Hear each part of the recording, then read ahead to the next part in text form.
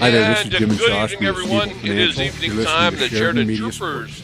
getting ready to take on the Casper Oilers. Trevor Jackson with the point. PWL, 1410 AM and 106.9 FM. And also on our live video web stream at SheridanMedia.com.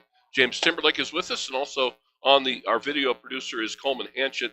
And you can watch this game live on our website, SheridanMedia.com. James, another good one for the Troopers. They've had a heck of a stretch here with, the Billings Scarlets, Cheyenne, Bozeman, Montana. It's been a tough run here.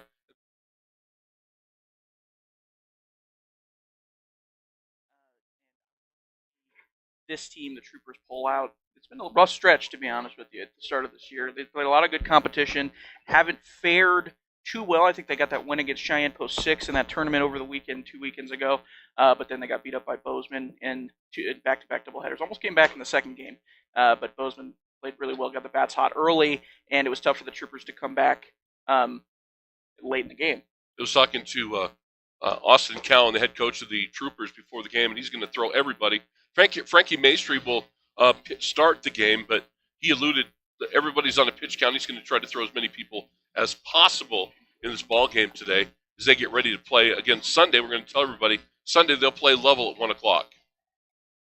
So everybody's going to get a shot today on the mound.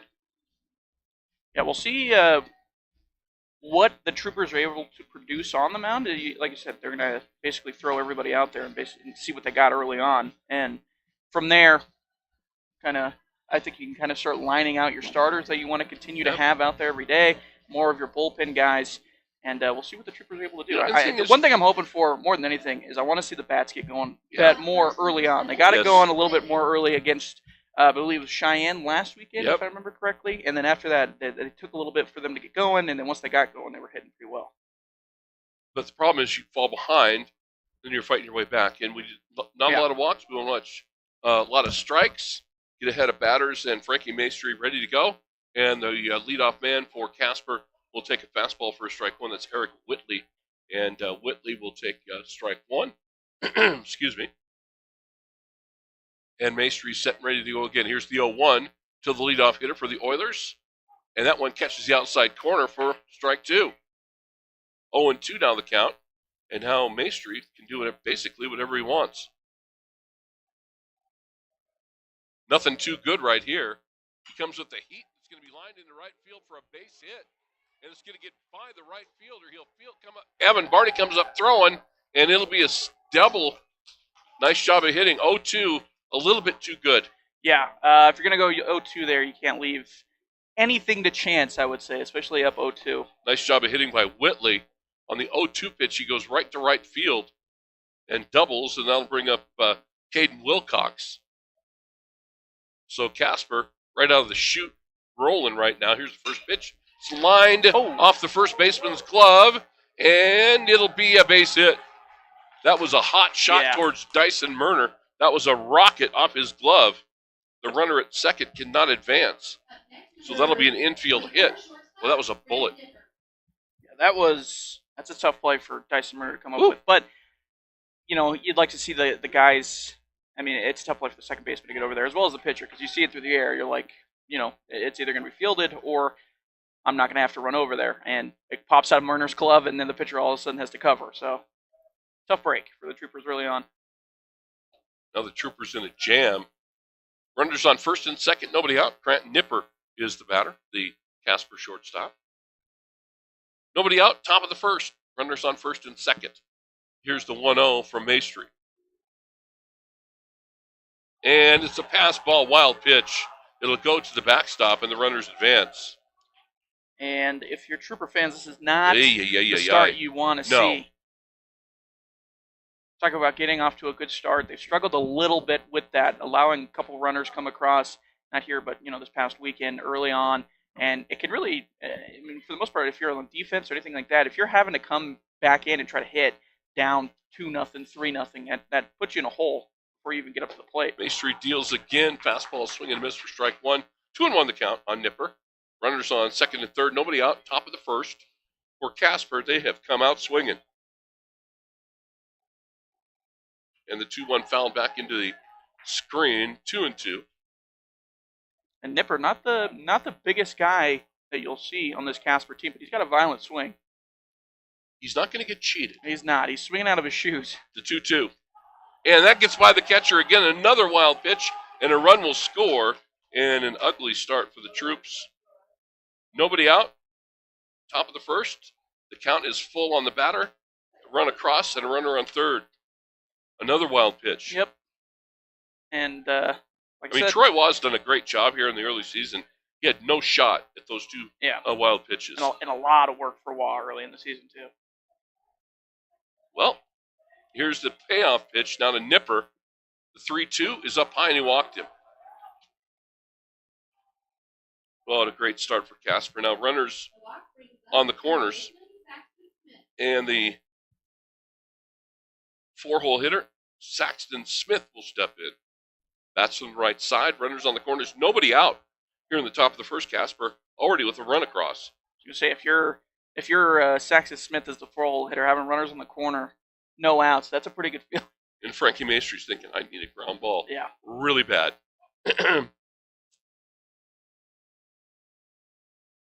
So Smith will dig in. And Maestry will get ready to roll here. Runner on first with a good lead. And he takes another step, will not go. And that one's going to be fouled off at the plate for strike one.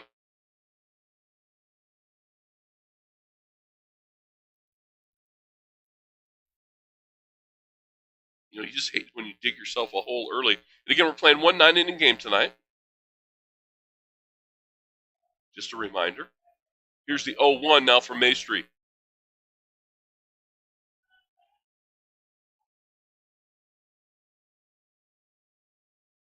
Runner goes.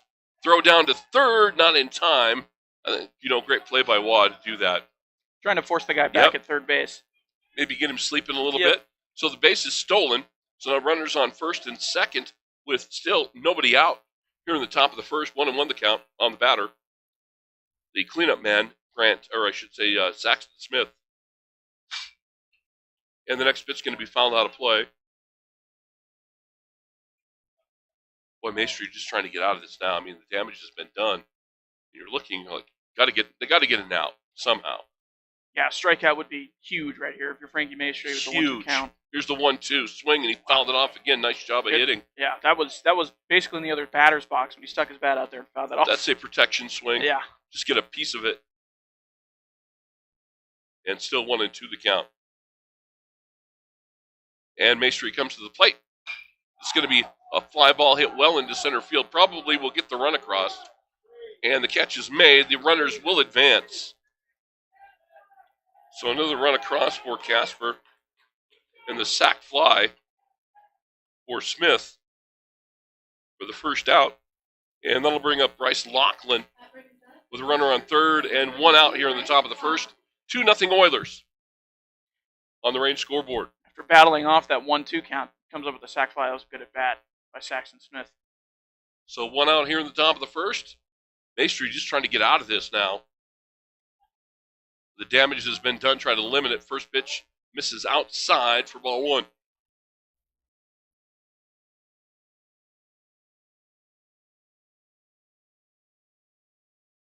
And Maestry delivers the 1-0.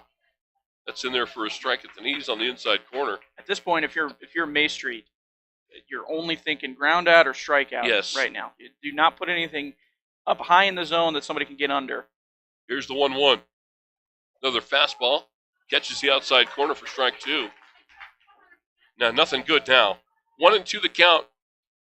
Maestry's one pitch from maybe getting out of this. And here's the 1-2. Another fastball just missed inside. And that'll leave him the count at 2-2. Here's the 2-2. Up high for ball 3. And the count goes full. Well, you don't want to lose him. Yeah, well, and I would say walk isn't the worst thing in this scenario, to be honest. You put a guy on first, double play, setting up the double play. You don't want to give him anything that he can knock into. And the payoff pitch is high, and he walked him. Granted, you don't typically want to lose somebody 1-2, And obviously, you're not going to do that on purpose, but you'd rather take a walk there than a sacrifice fly out into left field or in center field or right field. Well, the double play is now set. Runners on the corners, one out top of the first, and Nielsen will step in. Sawyer, Nielsen. So the Oilers with 2 across already here in the top of the first and just 1 out. Runners on the corners. Nielsen steps in, and Maestri will deal.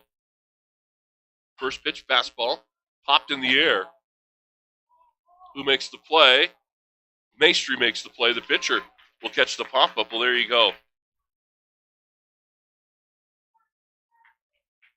Well, now at least you got 2 outs. Hunter Houck will step in now. Now you're just thinking they got 2 runs across, limit it right here. Outside of the double No play more. and the strikeout, that's about as perfect as an outcome you can have for Frankie Maestri in that situation. It's a pop-up, so 2 outs now. And now Maestri just wants to get off the mound.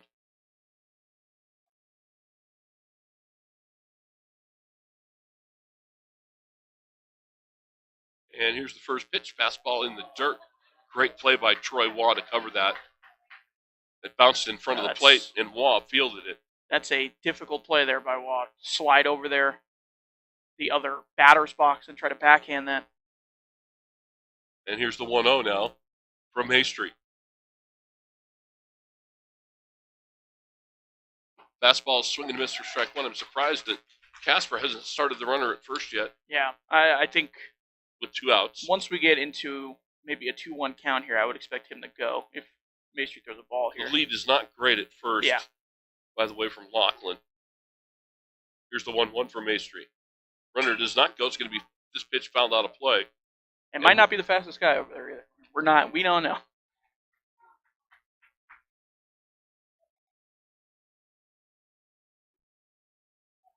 So 1-2 the count. Maestri a pitch away from getting out of this. Trying to limit the damage here in the top of the first. Pitch is outside. 2-2 the count. It's a great pitch for Frankie Maestri. The batter there wanted it. He was leaning towards it. Houck wanted to reach out and try to touch that. But yeah, you don't want to groove it. Yeah. Right down the middle. Here's the 2-2 for Maestri.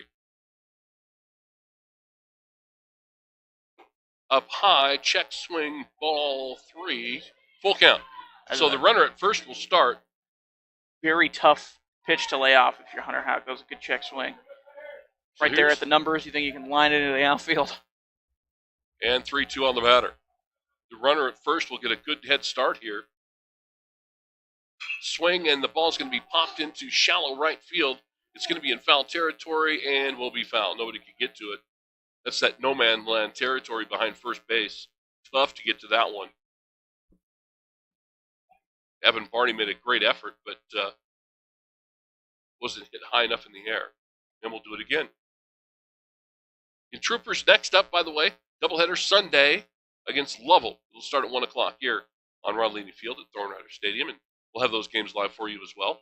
Here's the 3-2 again.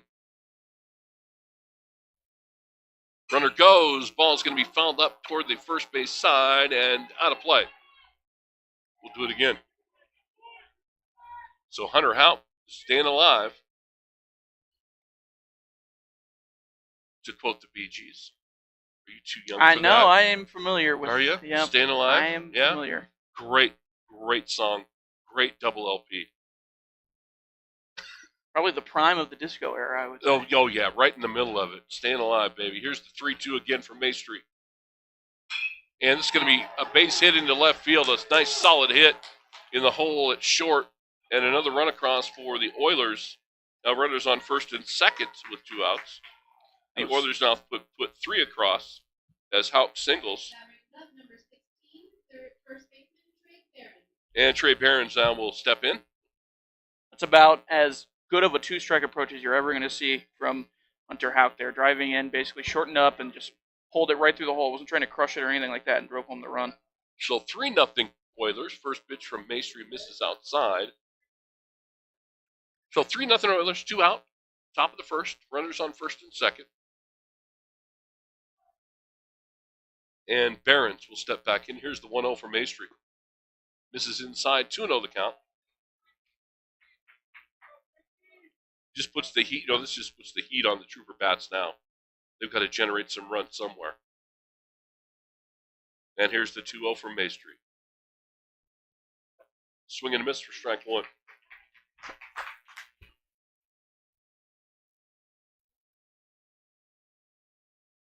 So you're at that point right now, you just got to get out of this.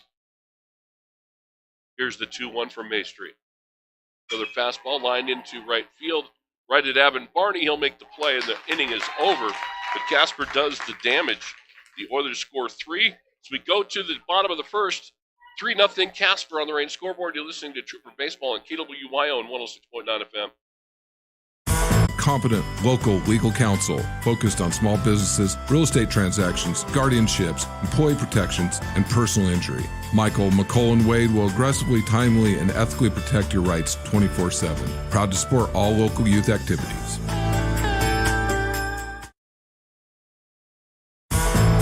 We go to the bottom. Hi, this is DJ Dearcorn of First Federal Bank and Trust, and you are listening to Sheridan Media Sports. And doing the pitching for the Oilers, Thomas Stokes will take the mound. Well, you're down 3-0. It's a 9-inning ball game. Again, we're playing 1 9-inning game tonight. So you got some time to get back in it, but you don't want to start messing around and fall off the pace a little bit more. And we get ready to roll here. And it'll be Tyler Hutton will lead us off. Cale Hamrick will bat second. Tyler Ormseth is the DH. He'll bat third in the Trooper lineup. Don't try to get them all back at once. Yeah, but I think the pressure's on. Yeah, the Troopers, they've become familiar, unfortunately, with these early leads by the opposing teams, and they've had to fight their way back in a couple of these games. And I'd like to see the Troopers here. And in the past, we've seen them try to come back a little bit later. We saw it in the second game of that Bozeman game. The first Bozeman game was kind of gone after the first few innings.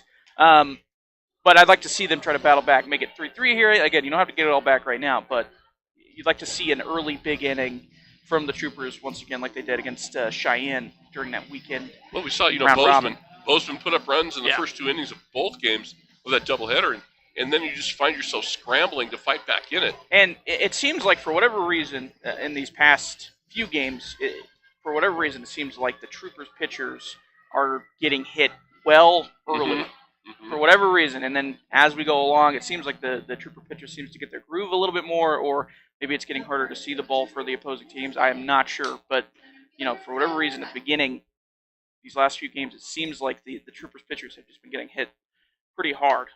So Tyler Hutton, the center fielder, will step in. That's from the left side. Good speed, by the way. Can run very well. Good speed at the top. The first 2 guys can really fly. Cale Hamrick can really run. So Hutton will step in, bat from the left side, as he faces Thomas Stokes. He's a righty, and it's righty-lefty matchup. Here's the first pitch way outside. It'll go all the way back to the screen. Maybe an omen of things to come. That would be nice. First pitch straight into the backstop. Maybe a little jittery. Yeah. And the 1-0 now from Stokes. This is outside. 2-0 the count.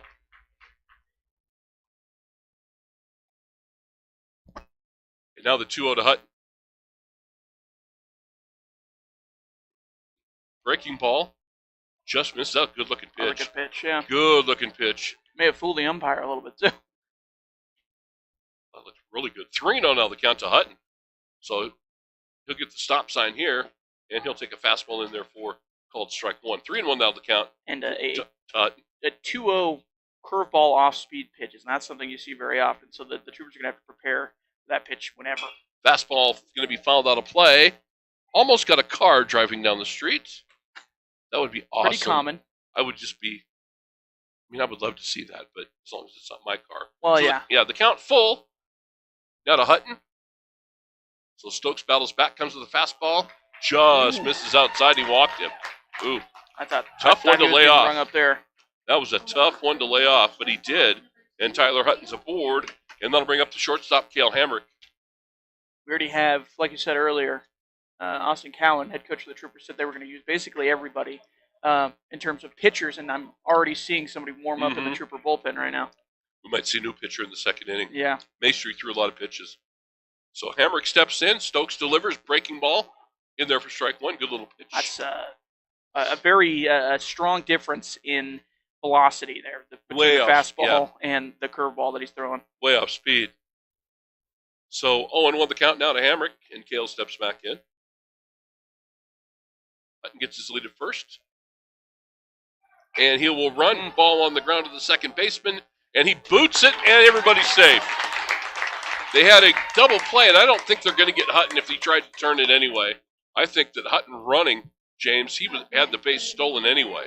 Yeah, I was surprised he tried to flip that, to be honest with you, 2 second. I think if you're in that scenario, if you're the second baseman there, you got to just take that. Yeah, Caden Wilcox over there has just got to take the out at first. So the Troopers, after the error at second, runners on first and second, nobody out, and Tyler Ormseth, the DH, the designated hitter, will step in. So the Troopers got a little something cooking here in the bottom of the first. 2 on with nobody out. First pitch to Ormseth is in catches the inside corner. 4 strike 1.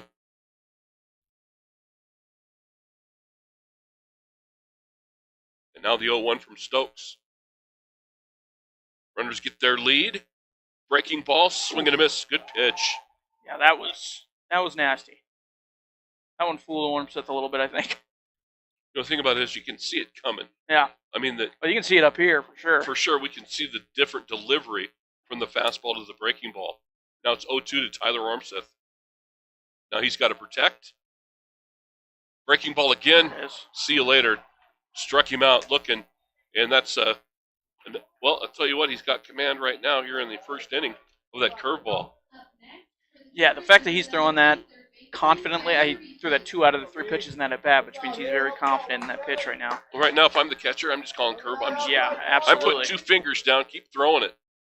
Don't even worry about the fastball. See if this team can hit it. Tyler Reeson, the third baseman, now steps in for the Troopers with 1 out here in the bottom of the first. Troopers down 3-0. Here's a fastball in there for strike 1, called strike 1. Troopers down 3-0 here in the bottom of the first. But again, Hutton and Cale Hamrick on first and second with 1 out. And here's the 0-1 to Reeson.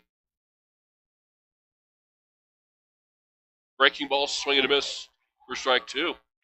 Yeah, if you're Thomas Stokes here and you're seeing some of the swings you're getting out of this curveball, to me that's the only thing you're throwing really the rest of this inning until you start losing command of it. If you start losing command of it.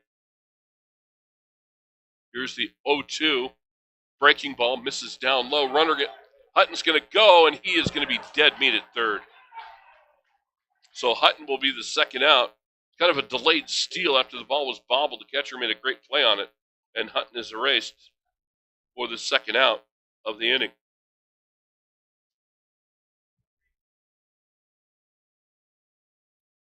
Just maybe didn't get a good read on how far that ball had bounced away. It was a good throw by the catcher, by the way. I think that's he gunned him big time. And a perfect throw. And now the 1-2 from Stokes. Fastball chopped off the plate. High bouncer.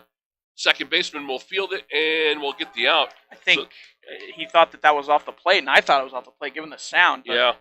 Hold fair. So the Troopers go down in the bottom of the first. We go to the second. On the Reign scoreboard, it's Casper leading it on the score of 3-0 on the Reign scoreboard. You're listening to Trooper Baseball on KWY on 1410 AM and 106.9 FM. Have you been to the showroom at Thompson Master Masons? If you're thinking about doing a masonry project, you need to stop by and check it out. Thompson's located on the corner of Broadway and 11th in Sheridan with a showroom full of brick and stone samples. They offer both man-made and natural stone. As a matter of fact, Thompson Master Masons has the widest selection of stone, block, and brick in town. Wholesale or retail, contact Thompson Master Masons.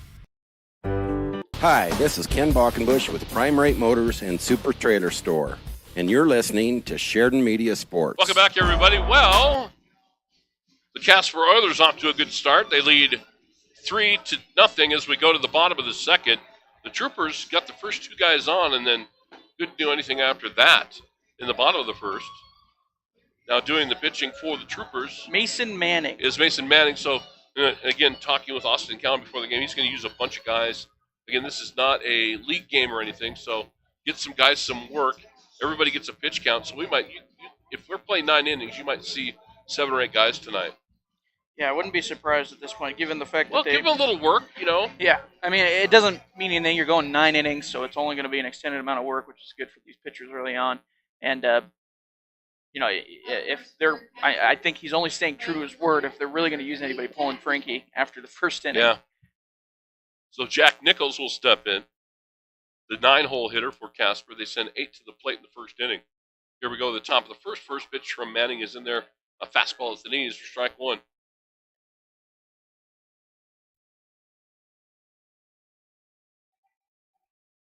And the 0-1 from Manning, breaking ball. Great pitch. Just missed inside. Ooh, what a great pitch. Tough one to lay off. If he's got that working all night, you're happy with that. Come again with the fastball is going to be fouled up, and I think this one's going to be out of play. 1-2 now the count. To Nichols. Again, 3-0 Casper, top of the second here on the Range scoreboard. Here's the 1-2 from Manning. Comes with a breaking ball and an ugly swing and a miss. Ball in the dirt, throw down to first in time as Waugh fields it, and the first out is registered. Nice play by Troy Waugh. That was a great pitch by Manning, too, there. If you Little can, back it's that like thing that. we talk about. If you can get batters to swing at balls that aren't strikes, you see it every night in Major League Baseball. Yeah. First pitch catches the inside corner on the fastball. You're going to have a very good day on the bump if you're getting guys swinging at pitches that aren't in the zone. And that one was, was a breaking ball. It was in the dirt. And here's the 0-1 to Whitley. Swing and popped in the air toward first base. Dyson Murner has a beat on it and makes the play. So 2 quick outs for the Troopers here in the top of the second. Well, and now, man, and you know what? Right now, Caden Wilcox will step in. You got to get out of this. Go 1, 2, 3. Get back in the dugout. Let's go. You'll take that after the first inning that they had on defense, for sure. So 2 outs here in the top of the second inning. And the first pitch just misses inside. A breaking ball to Caden Wilcox. And he singled and scored in the top of the first. And now the 1-0 from Manning. This is outside, 2-0 the count. So something that, if you're a pitcher up there on the bump, that you should recognize is Wilcox here. Right up the middle. And he smokes one right up the middle for a base hit. So he's 2 for 2 with a couple of singles. So something that maybe Cowan is going to talk to Manning about, or whoever's coming up next, is Wilcox. When he is getting his delivery ready to hit the ball, he steps way out, looking like he's trying to pull the ball. So if you're a pitcher, you got to be able to hunt that outside corner the entire time he's at the plate. So here's Nipper, line drive, base hit into left field. The runner will advance, can't go to third as the ball is covered. So Casper now with back-to-back singles from Wilcox and Nipper. Runners on first and second with 2 outs, and Saxton Smith will step in. He had a sac fly, RBI sac fly in the first inning. And again, another team where the top of the lineup seems to be doing a lot of the damage so far. So Manning will go to work with 2 outs here in the bottom or the top of the second inning. First pitch, breaking ball, nice pitch. Handcuff the batter, Smith, for strike 1. Kind of a slider action more than a curveball. Yeah, broke more away than anything.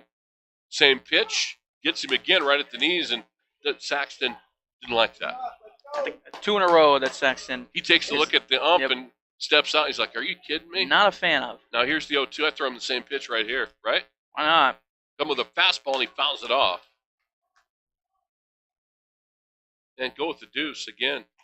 Yeah, if he doesn't like it and it's a strike, then he's telling you everything you need to know right there. So 1-2 the count to Saxton Smith with 2 outs here at the top of the second. Manning trying to get out of it now. Breaking ball. Got him looking. And Saxton Smith did not like that at all. It was a good pitch. Caught the inside corner for the 3rd out. So the Troopers get out of the second inning with no runs. Still 3-0 in favor of Casper. We go to the bottom of the second. You're listening to Trooper Baseball on 1410 KWYO 106.9 FM and our live video web stream, SheridanMedia.com. All around the Cowboy State, schools are back in session, and YDOT would like to remind drivers to do their part to make the roads safer. Know where your school zones are in your area and slow down whenever you're nearby. Don't be distracted while driving. This includes talking on the phone and texting. Watch for buses, vans, and cars that are loading or unloading children, and never pass a school bus that has its stop sign arm extended and red lights flashing. Let's work together to make this school year a safe one. This message paid for by YDOT. Visionary, keeping Sheridan County connected. And welcome back. We go to the bottom of the second. 3-0 Casper. Oilers lead it. So the Troopers, again, we'll see Austin Cowell, the Troopers head coach, going to send everybody out to the mound. And that time Mason Manning, nice job.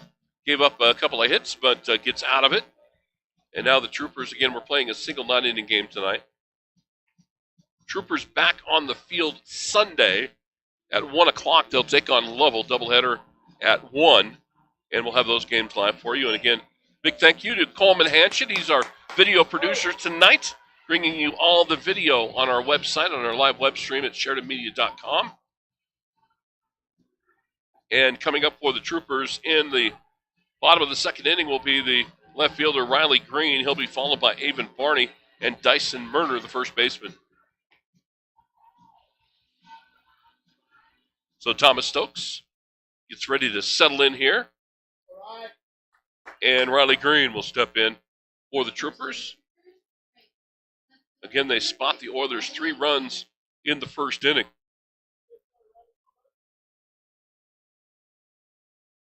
And they got to start it sometime. So now we're ready to go. Stokes has the ball and Green steps in to start the bottom of the second inning.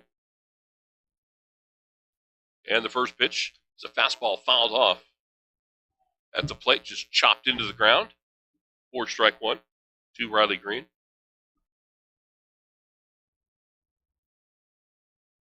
And here's the 0-1. Another fastball, swing and a miss for strike 2. So now 0-2 the count, and again, Stokes showed that breaking ball in the first inning that he had command of it. See what he does here with Green. Here's the 0-2.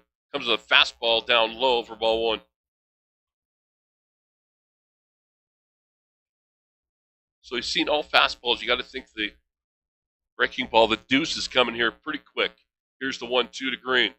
It's another fastball line right up the middle. It's a chopper. Second baseman across makes the throw, and it is not in time. The ball will actually get away from the first baseman. Green beats it out for a single. It looked like he hit it a little bit harder than he did from our vantage point, but it really died as it bounced over the mound. The second baseman made a great play, but the throw off the mark. The first baseman tried to field it, but Green had beat it anyway. And so the Troopers get the leadoff man on base here in the bottom of the second, and Evan Barney, the right fielder, will step in. Green will get his lead at first. Again, the Troopers down 3-0 here in the bottom of the second inning. And here's the first pitch to Barney. Fakes a bunt, pulls back, ball 1.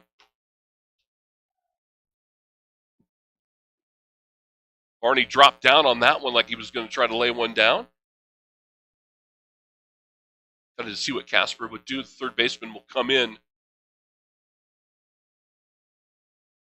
And Barney will step back in, so the third baseman will roll it up here a little bit. And here's the 1-0 to Barney.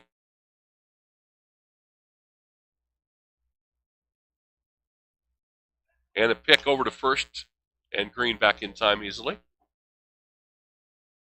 You would expect that after feinting a bunt at the plate on the pitch before.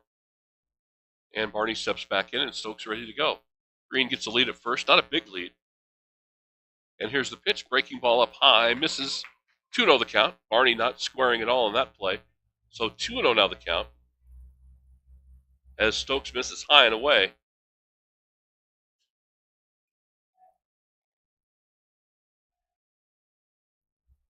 And now the 2-0. Green takes his lead at first. Fastball misses outside. 3-0 now the count.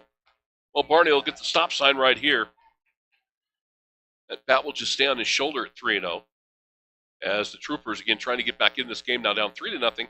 Nobody out here in the bottom of the second with Riley Green on first. Here's the 3-0. Misses 4 straight pitches. And Evan Barney works a walk. And the Troopers got something cooking again. Now they're going to make something happen. Dyson Murner, the first baseman, will step in. So runners on first and second with nobody out. It's kind of the way the game started for the Troopers.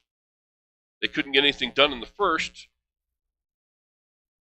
The catcher for Casper will go out and talk to Stokes, try to settle him down, and Dyson Murner gets ready to step in.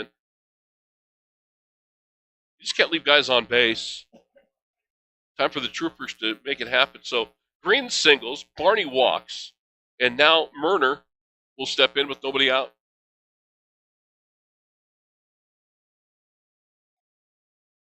So Stokes gets ready to deal. Murner will square, and will take a strike one.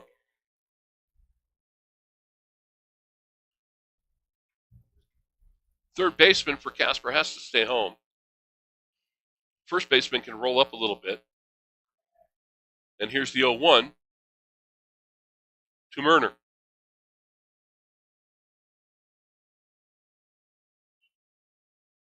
And pick back to second, ball into the outfield. Runners are going to all advance. It'll be a throw to third, but it's not going to be in time as they pick the second and the pitcher threw it away. And now runners at first and second with nobody out. Oh, how about that? Don't even need the bunt. Give the pitcher a wheel to throw to second. It was wide. The shortstop had no shot at it. You know, when you dive back into the bag, good play by Riley Green and Evan Barney there, especially Green. Find the ball as fast as you can. Yeah, Green was on second. He was basically going when he found out that that ball was behind him. And the 0-1 is down in the dirt. Nice block by the Casper catcher. Runners cannot advance. 1-1 now the count to Dyson Murner. So the Troopers now with runners on second and third and nobody out here in the bottom of the second. Again, trying to get back in this thing, now down 3-0 on the Range scoreboard. And the 1-1 to Murner. Stokes will step off. Now he's ready to go. And Stokes to the plate. Fastball fouled right back into the screen. Murner was right on that. Yeah, right on top of that. Just missed. When you see a foul ball go straight back over the umpire's head into the screen, that means the batter just missed it. And now 1-2. Stokes comes with a breaking ball, fouled straight back again. Nice job of fighting that one off by Murner. I believe that was the curveball as well that he was able to fight off, which we haven't seen the Trooper batters, other than Murner, really be able to fight that off yet. Or if you can serve it up into right field. Yeah. And the 1-2 again. Breaking ball. Oh, what a good pitch. He struck him out looking. Again, a big hook right there. And Murner goes down looking. At this point, if you're a Trooper hitter and a 2-strike count, that's got to be the pitcher looking for. Yeah, you have to be no looking matter for what. it. So Troy Wall will step in, the Trooper catcher, with one out here in the bottom of the second. Somebody's got to put a ball in play. And here's the first pitch from Stokes. Fastball in there for strike one. So the second inning in a row, the Troopers get the first two guys on. And they're having trouble moving them around. Here's the 0-1 to Waugh. And that one's going to be in the dirt, blocked by the catcher. Nobody can move. Great block by Bryce Laughlin. Got all the way over there. Knees on the ground. Swallowed it up. Nobody can advance. Great play. So now 1-1 the count to Troy Waugh. And Stokes will deliver. Fastball fouled up and out of play. 1-2 now the count. Now, if you're Waugh, only looking curveball here. That's the only thing you have to expect. And if it's a fastball, you maybe Fight try it to fight it off and foul it off. But you got to be thinking breaking ball right here. And the 1-2 from Stokes. Breaking ball, chopped towards short. And that's the only play. The Troopers will get a run across. Waugh will get an RBI, fielder's choice, as Riley Green will score. Well, at least you know what? They broke the ice, right? Yep, you'll take that. So nice job. Not the prettiest RBI, but it's an RBI nonetheless.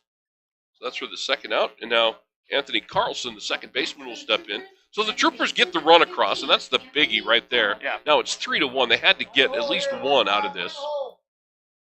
Now see if Anthony Carlson can find a hole here, find a spot.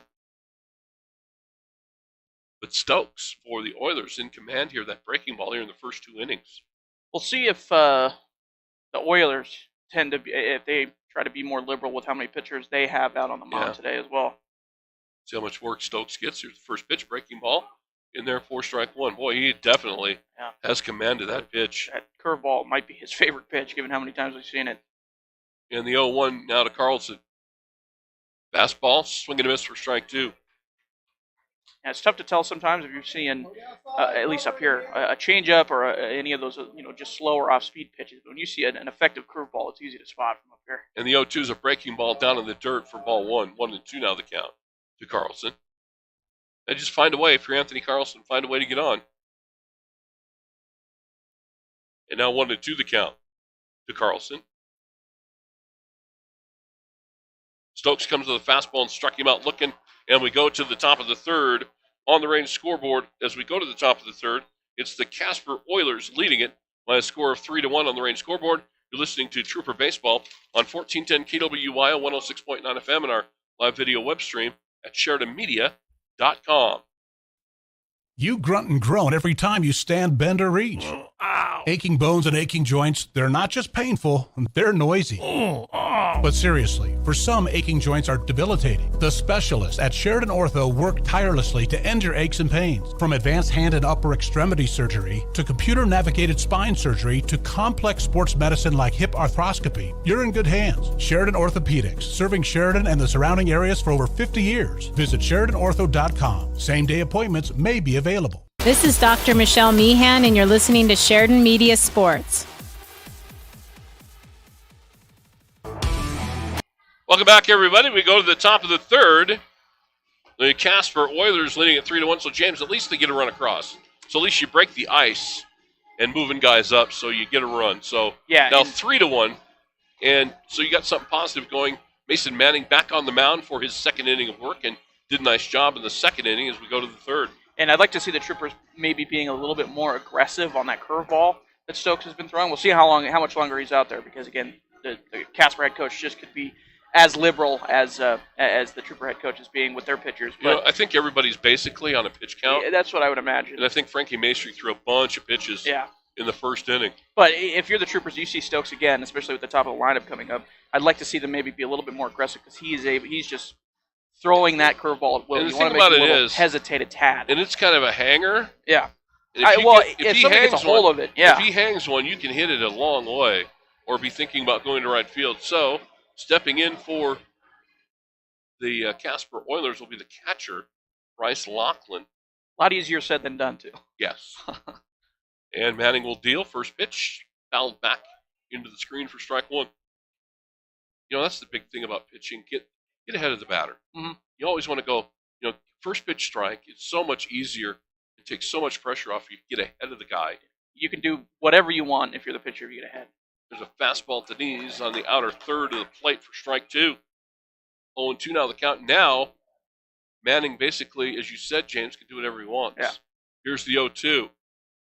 Comes with a breaking ball down low and for ball one. That was that 55-foot curveball. Bounces in front of the plate. Everybody thinks it's nasty if he swings and misses. Here's the 1-2 from Manning. Fastball swinging and a miss, struck him out. So Manning gets the first guy in a strikeout here in the third. And now it'll be Sire Nielsen. That looked like Bryce was looking for a curveball of his own, some sort of off-speed pitch, and he just got blown by with the fastball. And it was well past him. And now the DH will step in. Breaking ball hit him, and he'll go to first base. And that was an breaking ball that didn't break. Kind of hung it out there and got him right in the back. So Nielsen now on first with Hunter Houck. He singled in the first inning. And Houck will step in with one out and a runner on first here in the top of the third for the Oilers. Manning deals. Fastball misses low and away. It's a good pitch, though. Not far off the plate.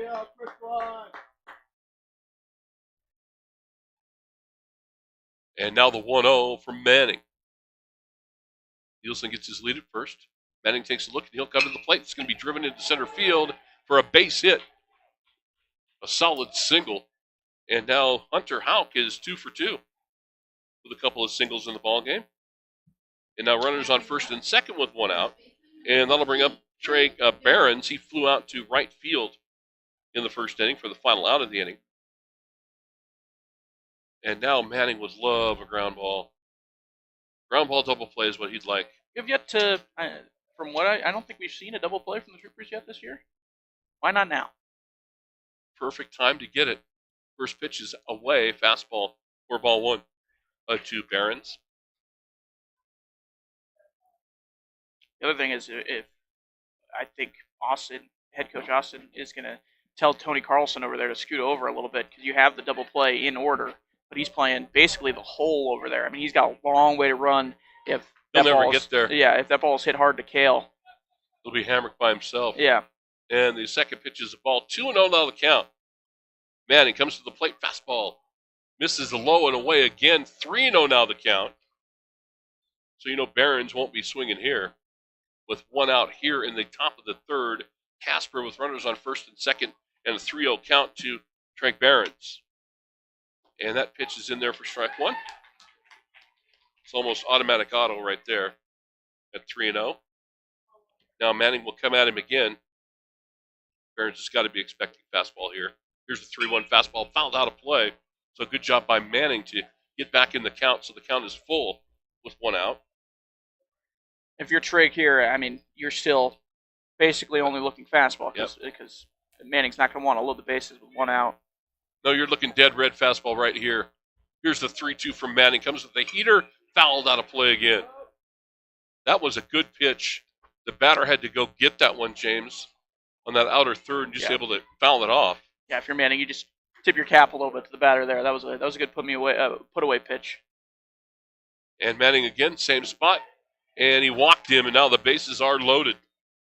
Didn't miss by much, but he missed low. And now the Casper Oilers have the bases loaded with one out here in the third. And Jack Nichols, who's a strikeout victim in his first at bat, will step in. You really don't want to walk the 8-hole hitter. No. And now the 9-hole is up. Well, right now, Mason Manning needs an out, and the Troopers need an out. They'll roll the corners up. And the first pitch is a fastball. And it's called strike one to Nichols. Yeah, if you're going to, this is the guy you want to get a ground ball from. The 9-hole hitter, possibly get a double play, try to start the inning fresh next inning. Well, the top of the order for Casper has shown they've got a lot of damage. Here's a breaking ball going to be fouled off. It's a good pitch by Manning. Nichols able to just get a piece of it and foul it away. Now 0-2 the count. Now with 0-2, you got to think, I mean, mine says if Manning can get him a strikeout and breaking ball again, just missed outside. Good-looking pitch. The batter, though, did a nice job of laying off that 0-2. Manning's thinking strikeout right here if he can get it. Here's the 1-2. Fastball, swing and miss, struck him out. That's a big out right there. That is huge. Now you got two outs, and Whitley will come to the plate, the leadoff hitter for the Oilers. He doubled, scored, and then popped out to the first baseman in his second at bat. So here's your leadoff man with the bases juiced and two outs. Top of the third, breaking ball, lined into center field, but a little too much on it. Center fielder Riley Green makes the catch, and somehow, some way, Manning gets out of it. We go to the bottom of the third. Troopers down 3-1. You're listening to Trooper Baseball on 1410 KWYO and 106.9 FM. Are you looking to expand your operation, purchase a new building, or get that business idea of yours off the ground? Hi, this is John Dick with First Bank of Wyoming. For all those business projects, big and small, we can help. Our decisions are made locally, and we're here for you every step of the way from concept to completion. Let's get started today. Stop by our office at 1470 Sugarland Drive, Suite 2, or give us a call at 672-1733. First Bank of Wyoming, division of Glacier Bank, member FDIC, equal housing. This is Dr. Dana Leroy with Leroy Family Dental, and you're listening to Sheridan Media Sports.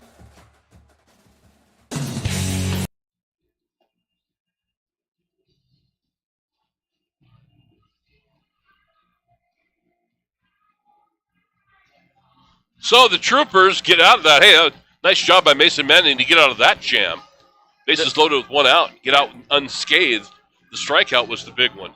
They're fighters, you know. I mean, the bases are loaded. They found a couple. I mean, they've been doing that a lot this year, where they've gotten into big trouble early in an inning and just had to paddle their way back to prevent a big inning from happening. And they've let a couple of those big innings come across. But, I mean, we've seen time and time again this Trooper team find a way out of James, bad situations. Second time around now, Stokes is still on the mound, and we're at the top of the order. So the top of the order, Tyler Hutton, now these guys get a look at him for the second time. Yeah, and if you're Hutton, I mean, the lefty coming up against the righty, I mean, you can look for fastball, but you know his put-away pitch and I don't want to say he's more confident with the fastball because it's hard to be more confident, with the curveball. It's hard to be more confident with the curveball than it is a fastball, but he's throwing it whenever he wants to right now. So we talk about that. He's got command. Yeah. I mean, that's the old baseball vernacular, if you want to call it that. That he's got command of that breaking ball right now.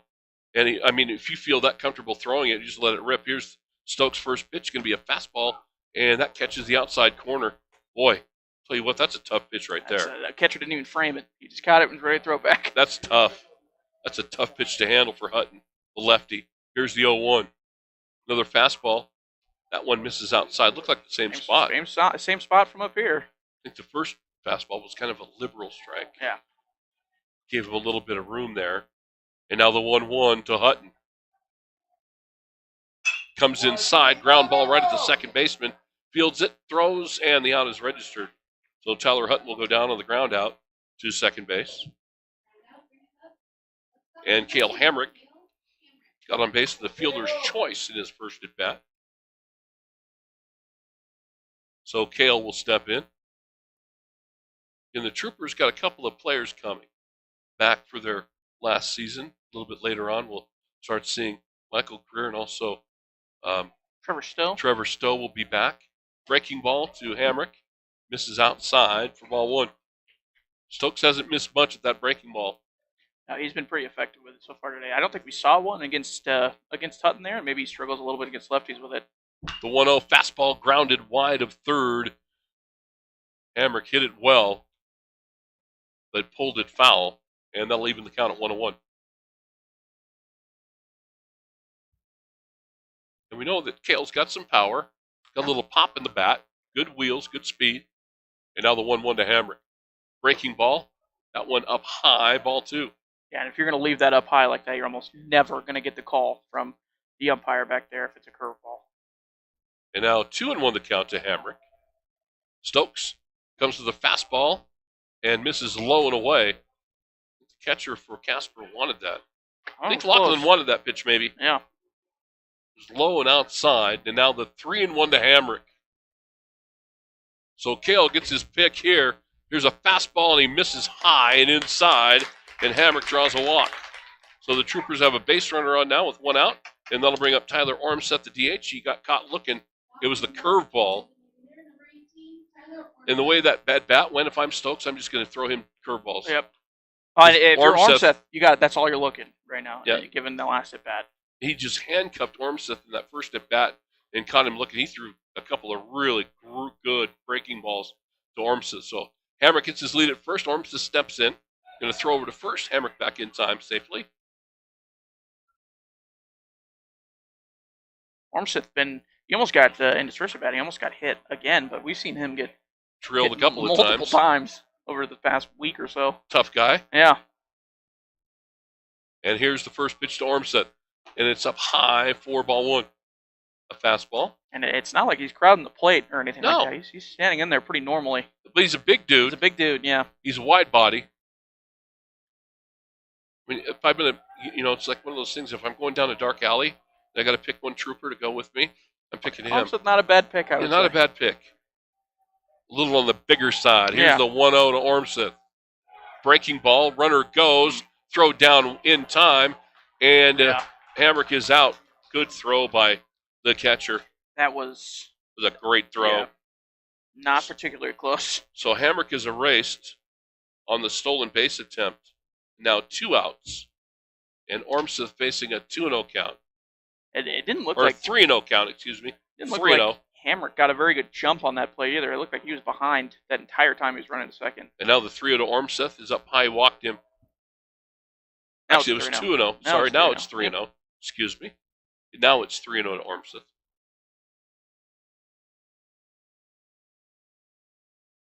So here's the 3-0 to Tyler. Fastball misses way outside, so Ormseth will walk.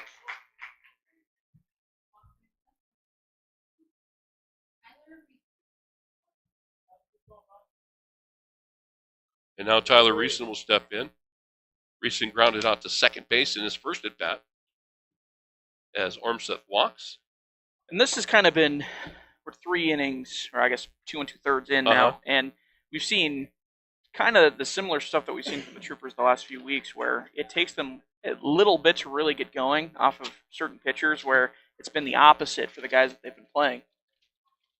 So Stokes will face the Trooper third baseman Reeson now. With Ormseth at first, here's the first pitch. Fastball misses inside for ball 1. What a great night for baseball. Yeah, it's beautiful. The weather has really cooperated the last few I was a little outings. Nervous this early afternoon. I thought it was going to be nice little shower we got. Yeah. And the 1-0 is in the dirt for ball 2. 2-0 the count. Waiting on deck if we get there is Riley Green. He has a Trooper. He singled and scored the Troopers' only run in the ball game.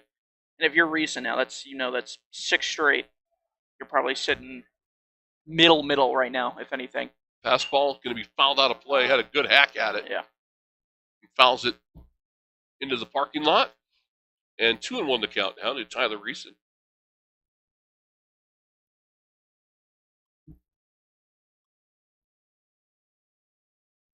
And the next pitch is a fastball up high. 3-1 the count. Got to be real selective here, down 3-1. This has got to be right in your wheelhouse. Stokes has thrown 1 strike in the last 9 pitches, I think. Here's the 3-1. Fastball in there for strike 2. And again, I think Reeson was taken all the way. Yeah. And now the runner at first, Ormseth, will get a head start at 3-2 with 2 outs. Ormseth takes his lead. He'll get the jump here. There he goes. Here's the pitch, swing, and fouled out of play. We'll do it again.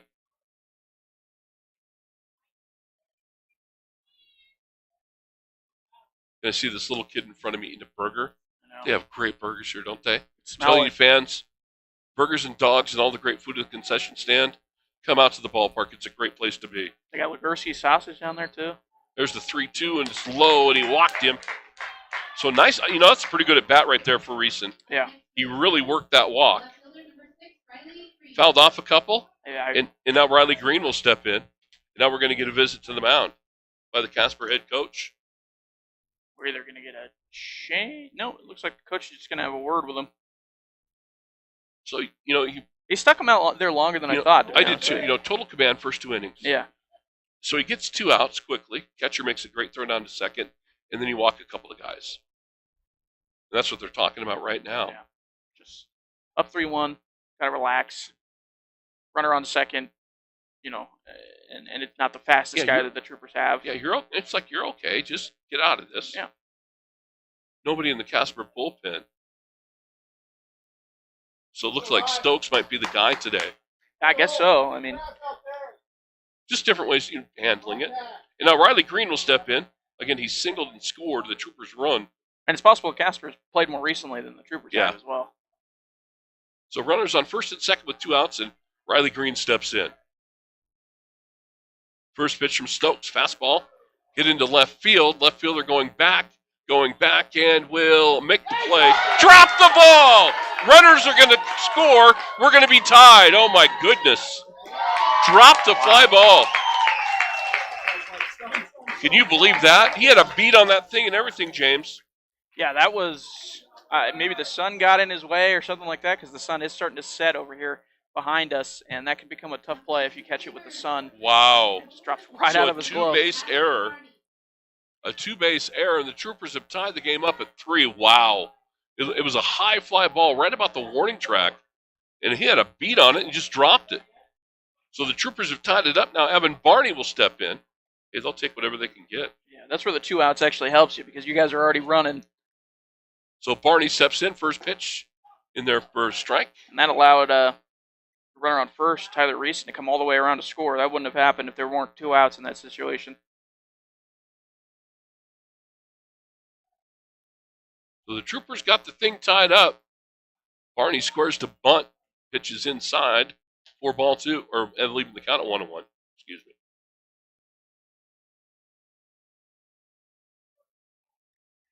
So we're tied at 3. Hey, if you can get a break, take it any way you can get it, right? Even if it's not pretty, it's a tie game, you know? And the 1-1 to Barney. Swing and a miss. A little late on that fastball. Yeah. For strike 2.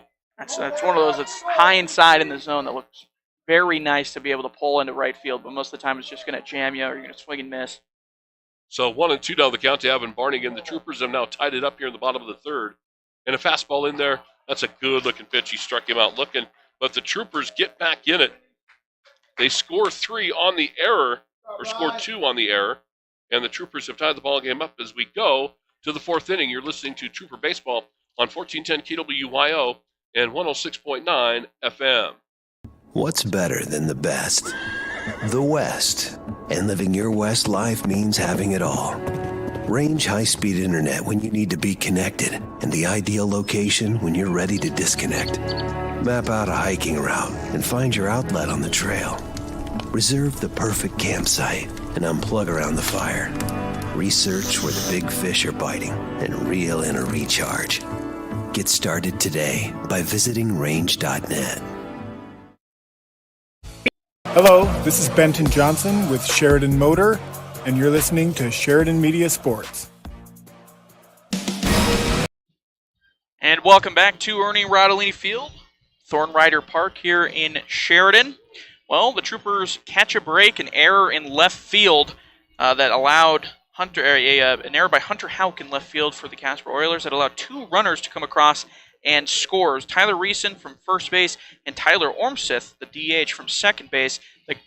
When the ball was in the air, the runners on base were going, and that allowed both those guys to come around and score after the ball was dropped by the left fielder. And if you're the Troopers right now, they hadn't been hitting Thomas Stokes very well yet all game, and you get a break like that, that'll just put you in the back in the game, tied 3-3 as we head into the top half of the 4th inning. So, top half of the 4th, a 2-3-4 coming up. Caden Wilcox will lead it off for the Oilers.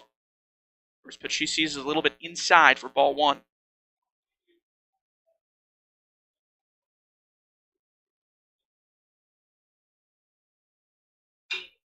Next pitch he sees is a dribbler towards Cale Hamrick. Cale Hamrick fields it clean. He throws it over to first for out number 1 here in the top half of the 4th inning.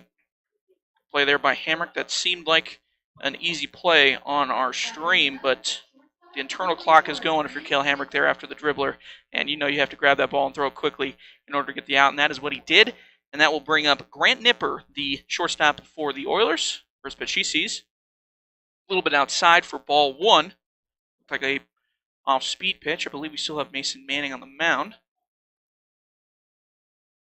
Here comes the 1-0. That's a good pitch. Right on the outside corner, an off-speed pitch there, and that's there for strike 1. We do have a new pitcher. It's Lath Brown on the mound now. The 1-1 is swung on and missed for strike 2 for Grant Nipper. Nipper so far today, he walked, came around to score in the first, and he singled in the second. Here comes the 1-2 from Brown. That ball is in the dirt and blocked well by Troy Waugh.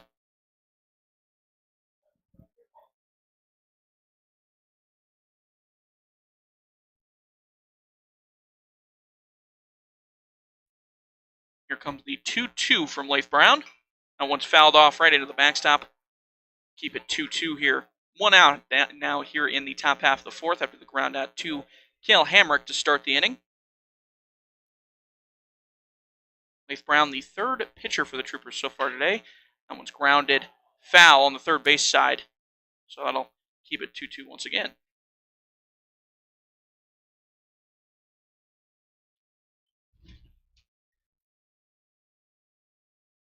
Here comes the 2-2 from Brown. That one's outside in the other's batter box. A good at bat here by Grant Nipper, fouling off a couple pitches and not swinging anything too far out of the zone. Make it a 3-2 count. Here comes the 3-2 from Lath Brown. That one's fouled back into the backstop as well. So a tough at bat early for Lath Brown to go up against Grant Nipper. Here comes the 3-2. That one flied into right field. Barney's going over. It's going to land in foul territory, but he makes the play. That was right on the edge of foul territory. and he ran it down before there was even a decision to be made to make it out number 2. Good play there by Barney. So 2 outs here in the top half of the 4th. That's going to bring up the 4-hole hitter, the third baseman for the Casper Oilers, Saxton Smith. He flew out to center field, an RBI fly out, and he struck out looking in the 2nd. 0 for 1 on the day today. Comes the first pitch he sees in his 3rd at bat. That one's in the dirt for ball 1.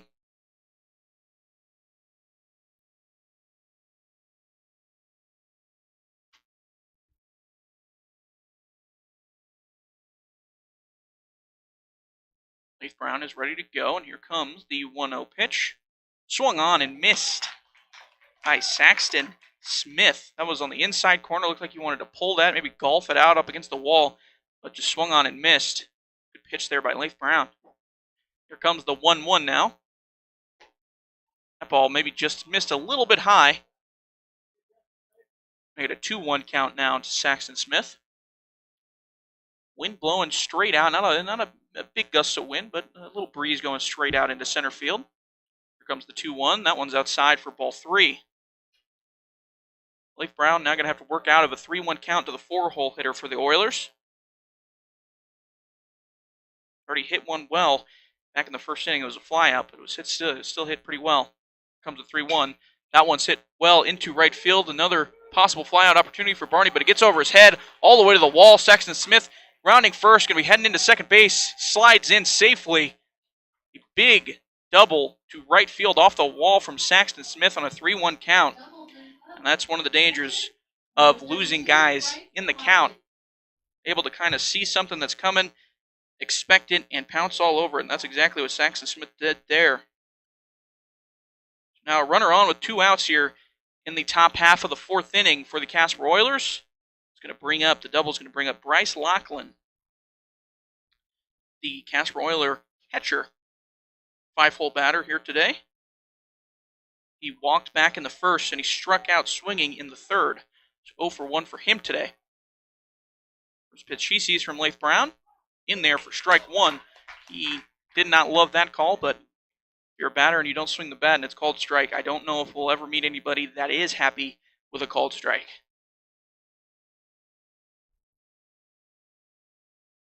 Here comes the 0-1 from Brown. That one's fouled off on the first base side. Can get into the parking lot, no play. So a quick 0-2 count now for Leif Brown. Against Bryce Lachlan. Brown checking on his runner at second base on a huge lead. Here comes the 0-2. That one's in the dirt. Blocked by Troy Waugh. Saxton Smith got a huge jump over there at second base. It gets by the second baseman as Troy Waugh throws it down. That is an unforced error if you're the Troopers. Shortstop or the second baseman got to field that cleanly. Like a better throw from Waugh there, but you got 2 guys over there at second base that should not get by either of them. And that's going to allow Saxton Smith to get over to third base on the error. So now runner on third, 0-2 count. Here comes the 0-2. That one is swung on and grounded to the third baseman for the Troopers. Throws it over to first. Cleanly makes the play. Reeson over to Murner for out number 3. And that's going to retire the side. You're listening to Trooper Baseball here on 1410 AM, 106.9 FM, KWYO. Your business deserves a strong partner. First Federal Bank and Trust provides cash management services to help your business collect, disperse, and manage funds. Whether you need merchant services or positive pay fraud protection, our team will find the tools that best support your business. Contact a cash management officer today by visiting efirstfederal.bank. First Federal Bank and Trust is your partner in success. Member FDIC. Hi there, this is Jim Chosky with Stiefel Financial. You're listening to Sheridan Media Sports.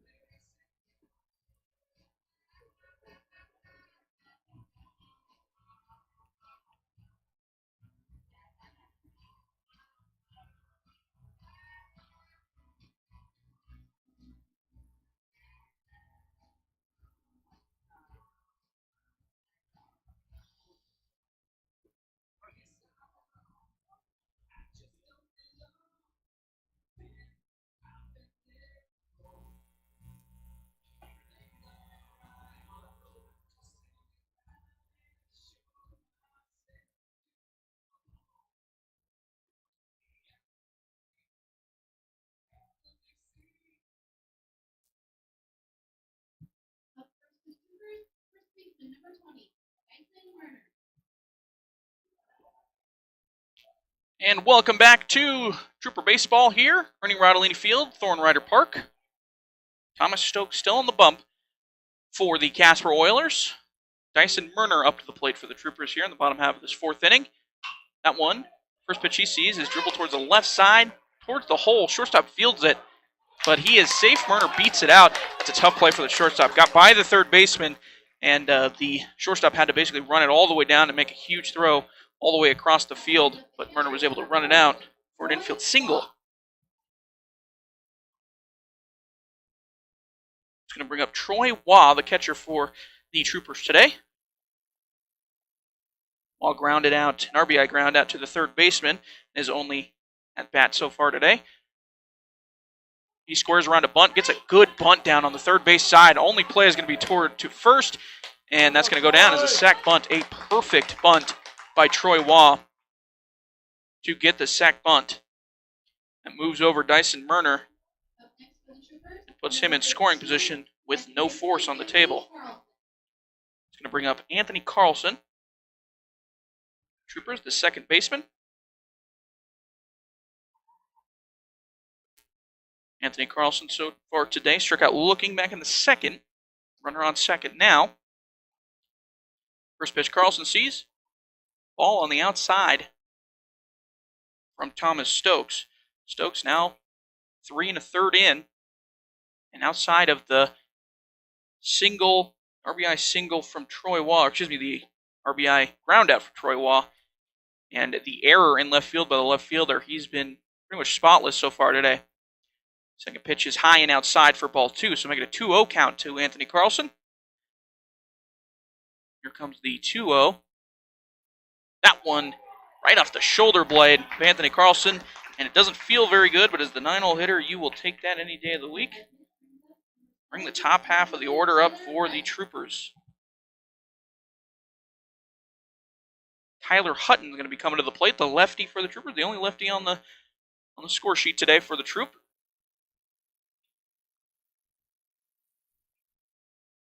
He had a walk back in the first inning.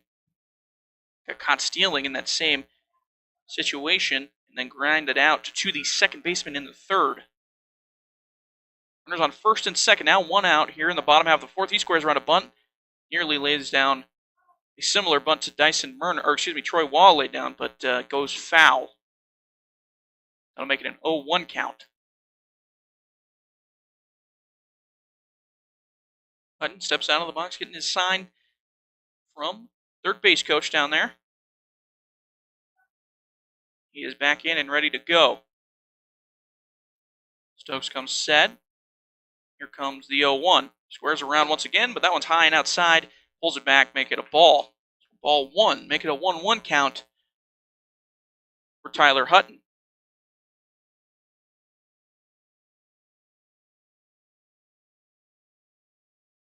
So the Troopers with a runner in scoring position, another one on first. See if Hutton squares around here again. 1-1 count. Comes the 1-1. He does square around. Pulls off, though. Again, another ball high and outside. Good job by Hutton for recognizing the strike zone, obviously. Pulling back when he needs to.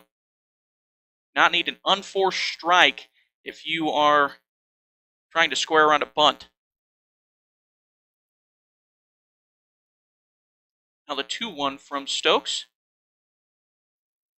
Here it comes, squares around once again. That one's popped up, going to be fielded by the catcher, and that's going to put Dyson Murner lead off. Went too early, the bunt did not go down. It was popped into the air, and Murner was caught in no man's land. The catcher caught it and threw it back to second for the out, and that is a double play for the Troopers. Gets the Oilers out of the situation and stays 3-3 heading into the top half of the fifth inning. You're listening to Trooper Baseball here on 1410 AM, 106.9 FM, KWYO. Are you tired of dodging potholes and feeling every bump in the road? Don't let your vehicle suffer any longer. Call Waring Chevrolet and make an appointment. Hi, this is Chris Hayden. We will set the alignment and check the wear on your tires, steering, and suspension systems using our state-of-the-art Hunter alignment machine. Whether you drive a car, truck, or SUV, our expert technicians will make sure you are up and running smoothly. So don't wait. Call to make an appointment. Waring Sheridan Chevrolet, 107 East Alger, or call 674-6419. Hi, this is DJ Dearcorn of First Federal Bank and Trust, and you are listening to Sheridan Media Sports.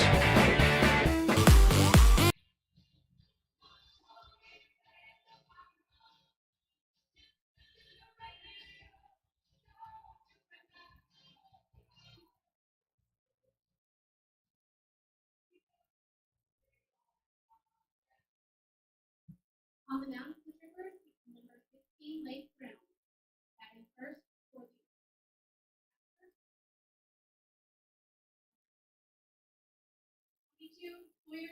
So, the double play for the Troopers is going to bring up the 6, 7, 8 hitters. First pitch that Sawyer Nielsen sees. He pops up over on the foul territory, the left in third base foul territory, and it is grabbed by Tyler Reeson, for out number 1. So, quick out number 1 for the Troopers. Take that to start the inning. It's going to bring up Hunter Houck. First pitch he sees is ball on the outside corner. Like Leith Brown, the pitcher, wanted that one, but nonetheless called ball 1. Houck so far today has got an RBI single in the first, and he hits one into right field. Avon Barney going back, but he makes the play.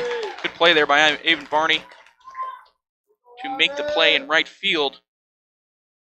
Down as an F9 in the scorebook. That brings up Trig Behrens for Casper. Trig so far today flew out to right field in the first, and he walked in the third. So 0 for 1 on the day today for Trig Behrens. The first baseman, first pitch he sees. In there for strike 1. Quick 0-1 count from Leith Brown. Here comes the 0-1. That one outside in the other batter's box. Make it 1-1. 2 outs here in the top half of the 5th. Pop out to Tyler Reeson at third base and a fly out to Avon Barney in right. The 1-1 is in there for strike 2. A lot of inside pitches are being called. Seems like the batters feel that way. Off the plate, maybe a little bit on the inside corner. But nonetheless, a 1-2 count. Here comes the 1-2. That one's outside and in the dirt. Pitch that Brown is just trying to make Trig Behrens chase on, but Behrens was not going. So that makes it a 2-2 count now. 2 outs here in the top half of the 5th. Still tied 3-3. Comes the 2-2. That one's bounced over the pitcher. Tony Carlson at second is going to field it. Throws over to first and gets him. Little funky play there with some of the bounce off of the spiked ground ball, if you will, over the first baseman. And Tony Carlson makes the play over to Dyson Murner, and that will retire the side in order. We'll be back with the bottom half of the 5th. Listen to Trooper Baseball on 1410 AM, 106.9 FM, KWYO. Can you believe that hearing loss affects more than 36 million Americans? Hi, this is Elizabeth with EBA Hearing. Did you know that more than half of all hearing impaired persons are younger than 65? And with the increased abuse of headphones and earbuds, the number of young people with hearing loss is growing. Also, leaving hearing loss untreated may negatively impact your cognitive health. In the spirit of Better Hearing Month, we're offering free hearing tests and consultations. For your hearing wellness, call EBA Hearing today, 674-8920. That's 674-8920. Your kids are grown and out of the house, but now your aging parents are needing some help. Does this sound familiar? Hi, this is Mandolin Meyer with Hospital Pharmacy West. Keeping track of medications can be confusing. Dosage, frequency, and what about that new prescription? At Hospital Pharmacy West, we'll answer your questions and help you keep it all straight. Visit your hometown pharmacist at Hospital Pharmacy West. Hometown Pharmacy, hometown care at Hospital Pharmacy West. Hi, this is Ken Balkenbush with Prime Rate Motors and Super Trailer Store, and you're listening to Sheridan Media Sports.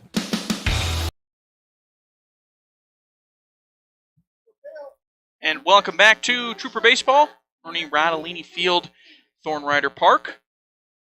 Well, after the Troopers had something going in the bottom half of the 4th, an ending pop out to the to the catcher. It was supposed to be a bunt, but it popped out. Caught Dyson Murner in no man's land at second base, and he got thrown out to make it a double play that ended the inning. That'll bring up Cale Hammer. 2-3-4 coming up for the Troopers. Hammer, first pitch he sees is a fastball that we're looking for a call here.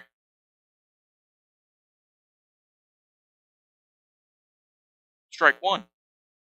Long wait on the call, but it is a strike one. It's a check swing, and they were waiting for first baseman to give the signal down, or excuse me, the first base umpire to give the signal down there. Here comes the 0-1. That one's in there for strike two, so a quick 0-2 count to Cale Hamrick. Thomas Stokes still out there for Casper. He's pitched a pretty solid game so far today. A couple guys are running down to the bullpen right now for Casper, so we'll see how much longer Stokes goes tonight. Again, a 9-inning ball game today. Comes the 0-2. That one's dribbled to the shortstop for Casper. Fields a cleanly throw over to first in time for out number one in the bottom half of the fifth.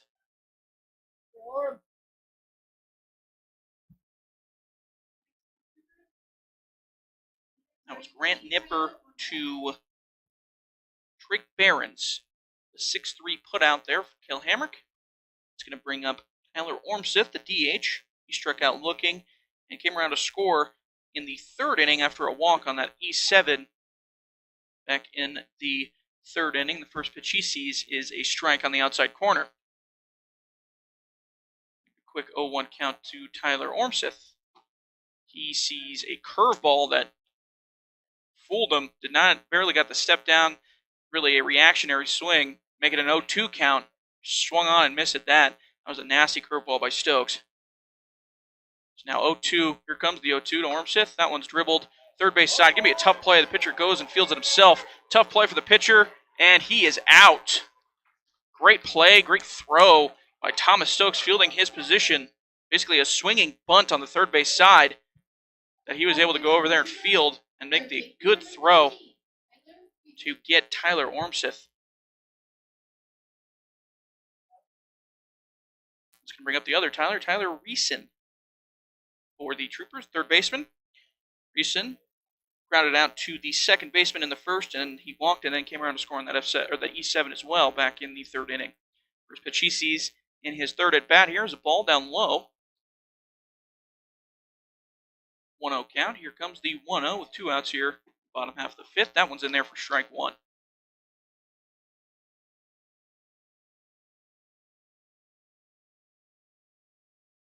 One count now to Reeson. Two outs here. That one in the dirt for ball two.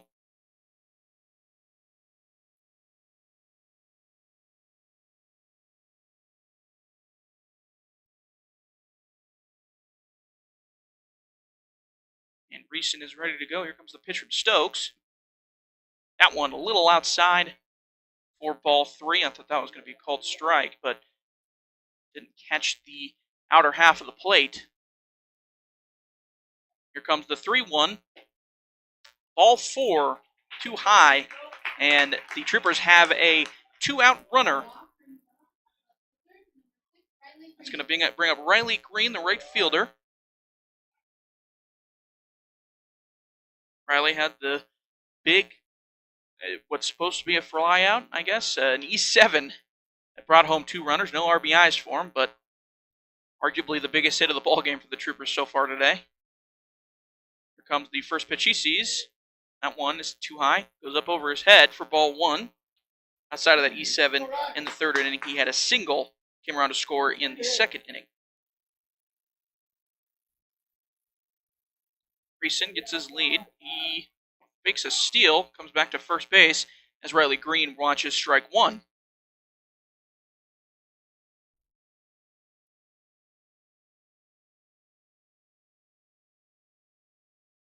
So a 1-1 count to Riley Green. Reeson gets his lead at first. And Reeson is going this time. Swing and a miss by Riley Green. And he is safe on the steal. It looked like a steal with a delayed swing by Riley Green at home. Try to catch the catcher off guard. Keep him down so he's not coming up and throwing the ball basically immediately. That is a stolen base for Tyler Reeson. And Riley Green now a 1-2 count with 2 outs, runner in scoring position. Troopers are going to look to take a lead if they can get one into the outfield here. Stokes, long time looking in. Now he's ready. Here comes the 1-2. That one's hit. Popped straight up. Third baseman going to come in and field it and make the play for out number 3. So, Troopers go down, none across. We'll be back with the top half of the 6th. You're listening to Trooper Baseball, 1410 AM, 106.9 FM, KWYO.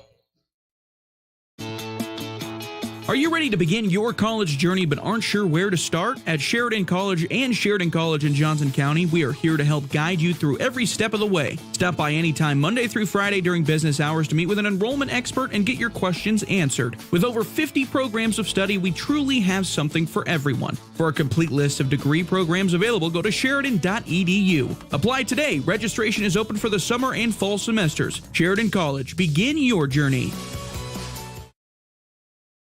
Do you have family coming to town and not enough room in your home to accommodate them? Book them a room at the Candlewood Suites in Sheridan. They'll enjoy features like fully equipped kitchens that include a microwave, full-sized refrigerator, dishwasher, stovetop, even pots and pans, and free guest laundry. Did I mention the outstanding views of the Bighorns? Book your reservation with the Candlewood Suites and relax knowing they'll feel right at home. Call the Candlewood Suites 307-675-2100. Visionary, keeping Sheridan County connected. And welcome back to Trooper Baseball. Running around Alini Field, Thorn Rider Park. We got a new pitcher on the mound for the Troopers. Tyler Hutton is going to be on the bump. Now for the Troopers. The center fielder came in and now is pitching for the Troop in relief of Lath Brown. He is ready to go. The lefty, waiting on the umpire to get ready to go. And still waiting. Here we go. All right. Tyler Hutton gets his sign, and he is ready to go as well. We have Jack Nichols up to the plate for Casper, the right fielder. First pitch that he sees, squares around a bunt. It's a pretty decent bunt, but it's on the pitcher, the first base side, and a tough play goes wide of first base and kind of clips Nichols. He goes up in the air flying. He's going to be safe.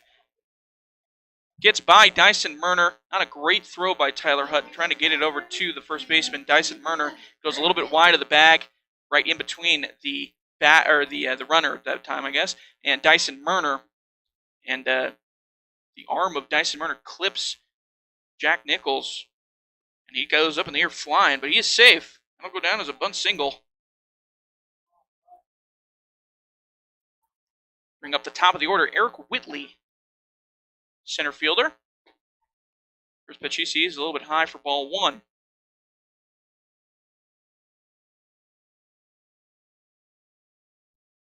We'll get some of the substitutions here in a little bit if there are any. I believe Riley Green probably just moved over to center. Second pitch there from Hutton is a ball. Riley Green's probably in center and Leith Brown in left. If I were to guess, I don't know 100%, but that's what we've seen from the Troopers before.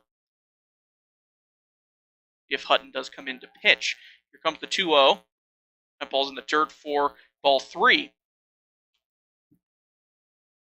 Tough start here by Hutton coming in relief. 3-0 count now to the second batter. He's seen a bunt single in the first. Here comes the 3-0. That one's in there for strike 1. There it is. Eric Whitley so far today, he's got a double back in the first.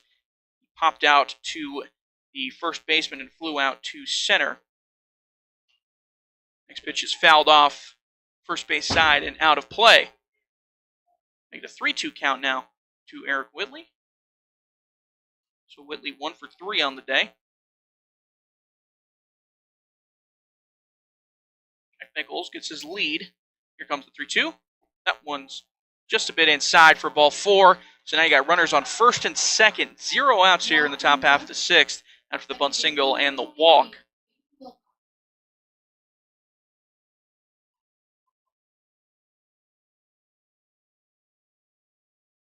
going to bring up Caden Wilcox, the second baseman.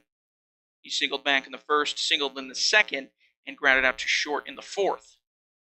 First pitch he sees in his fourth at-bat. Swung on, fouled back into the backstop for strike one. Again, if you're the pitcher, Tyler Hutton here, Caden Wilcox has got a very pull-heavy step. His first step is almost always towards the third base side. He squares around a bunt here, and it goes out and away for ball one. It's like he was trying to feign a bunt there just to try to see what the Trooper reaction would be. See if he squares around again here. And no bunt there. He lines one into right center field. Going to be a tough play for Avon Barney. It's going to get over his head all the way up to the wall. Lands on the warning track. And two runners are going to come around to score for the Casper Oilers. And the throw down to third gets Caden Wilcox. He tried to stretch out a double into a triple. But a good relay by the Troopers gets him out at third. But two runs do come across on the RBI double from Wilcox. That's going to make it 5-3, Casper with the lead now.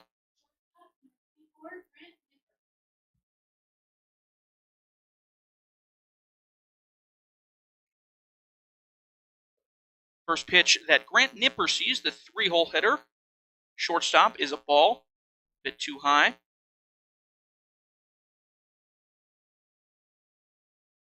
The 1-0 from Hutton. That one's too high as well, make it ball two.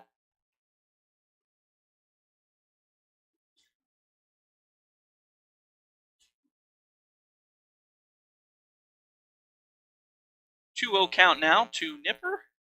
That one swung on. Going to be hit into foul territory in right field. Murner's going to give it a look, but it's going to get too far out of his reach. Just a long strike there.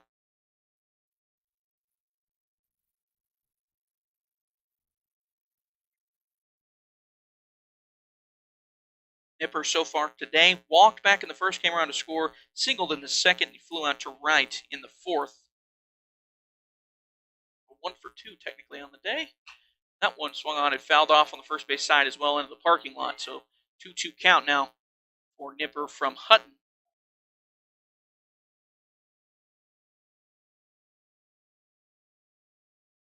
Nipper pretty close to the plate, likes to hug the box a little bit. Here comes the 2-2. That one swung on and drilled into left field. It's going to go foul, but a very, very long foul ball. Would have been off the wall if it would have stayed fair. But long foul nonetheless.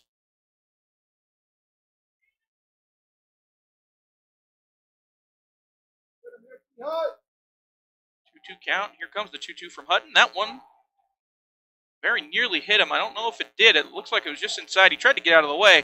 I thought it still hit him, but it did not. So make it a 3-2 count now to Nipper. Still got a ball in left field that they were going to stop play for, but they're not. They're ready to go. Here comes the 3-2. That one a bit high and outside for ball four. So another runner on for Casper here in this top half of the sixth.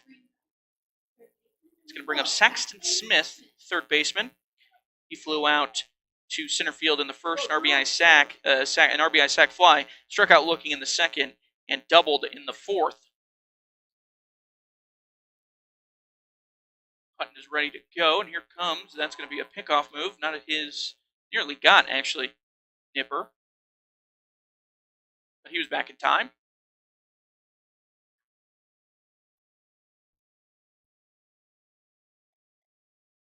Hunt looks in for his sign. Nipper gets his lead over there at first, and here comes the 0-0. That one's hit very hard, but gets by the third baseman, Tyler Reeson. That's going to move Nipper over to third, and Saxon's going to move up to second on the throw. So a hard hit. I don't know if I'm going to give that a double or a single, and then moves to second on the throw. I'll give him a single. We're at home, you know.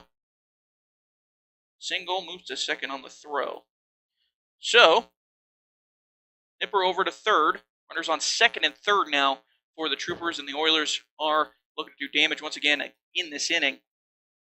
Caden Wilcox already RBI double in this inning, got thrown out at third. On the throw comes the first pitch to Bryce Lachlan. Gets by Troy Waugh. And that is an unforced error once again, a wild pitch that allows Grant Nipper to come home and score. So make it 6-3 ball game for Casper, and Sexton Smith moves over to the third as well. So now a runner on third, 1 ball, and Bryce Lachlan watches strike 1. 1 ball, 1 strike, 1 out here in the top half of the 6th. Oilers already pushed across 3. Here comes the 1-1. That one's lined into left field. That's going to be an RBI single for Lachlan. So 7-3 ball game now for the Oilers. RBI single, just punched it right through the hole in between short and third base. An easy RBI single. That's going to bring up Sawyer Nielsen. Excuse me, I think we have a sub here. We do. Tyson Namkin.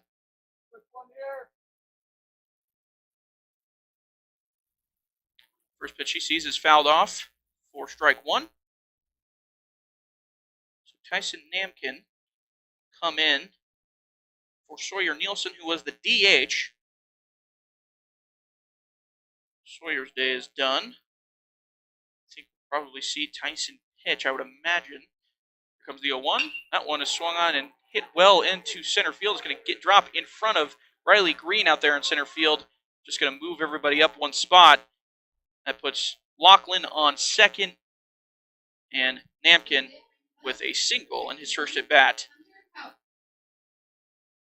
It's going to bring up Hunter Houck. And we're going to get a meeting at the mound.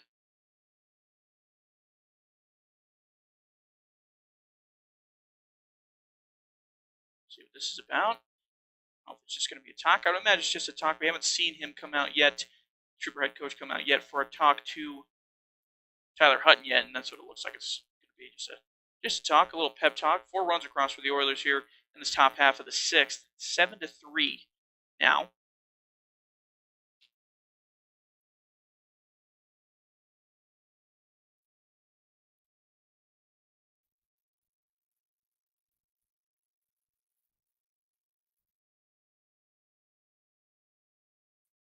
So, Trooper head coach Austin Cowan up there just having a conversation with Tyler Hutton. Checking on his guy on the mound. Can't imagine Cowan is going to let Hutton get beat up too much longer. See how much longer he goes. Hutton could get out of this inning with a good ground ball double play here, but we'll see.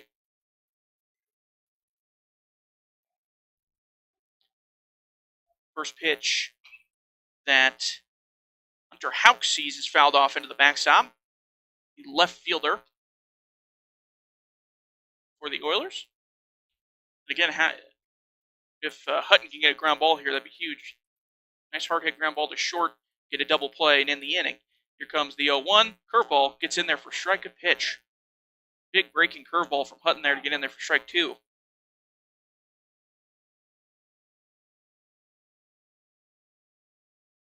Runners get their lead at first and second. Here comes the 0-2. That one's drilled right in the hole between first and second base. That's going to bring, they're going to hold the runner at third. Evan Barney couldn't field it cleanly out there and right, but the runner at third holds, so bases are going to be loaded after the single from Hunter Houck. Trick Barons up to the plate now for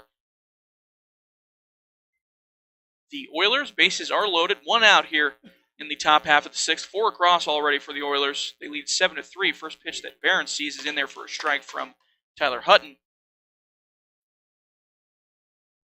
Corners are playing in for the Troopers. Reese and Murner in on the artificial grass, if you will. Here comes the 0-1. That one swung on and missed by Barron. Good pitch there by Hutton. Making an 0-2 count.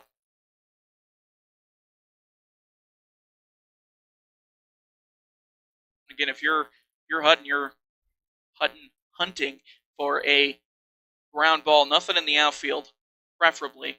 Anything hitting the outfield is probably scoring a run. Barons goes over and has a word with his third base coach. Maybe sees something. Here comes the 0-2. That one outside, ball 1.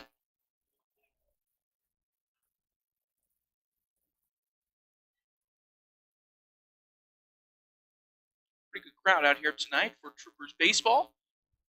Decent amount of Casper fans as well.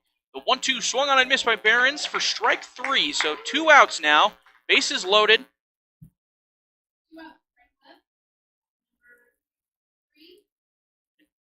Jack Nichols is going to be back up. He started the inning off with a single. His second plate appearance, the first one he sees, is a little bit high for ball 1. So the Oilers have batted around now here in this top half of the 6th. Nichols in his first plate appearance in this inning singled and came around to score. Second pitch there from Hutton is a strike, and therefore strike 1. Here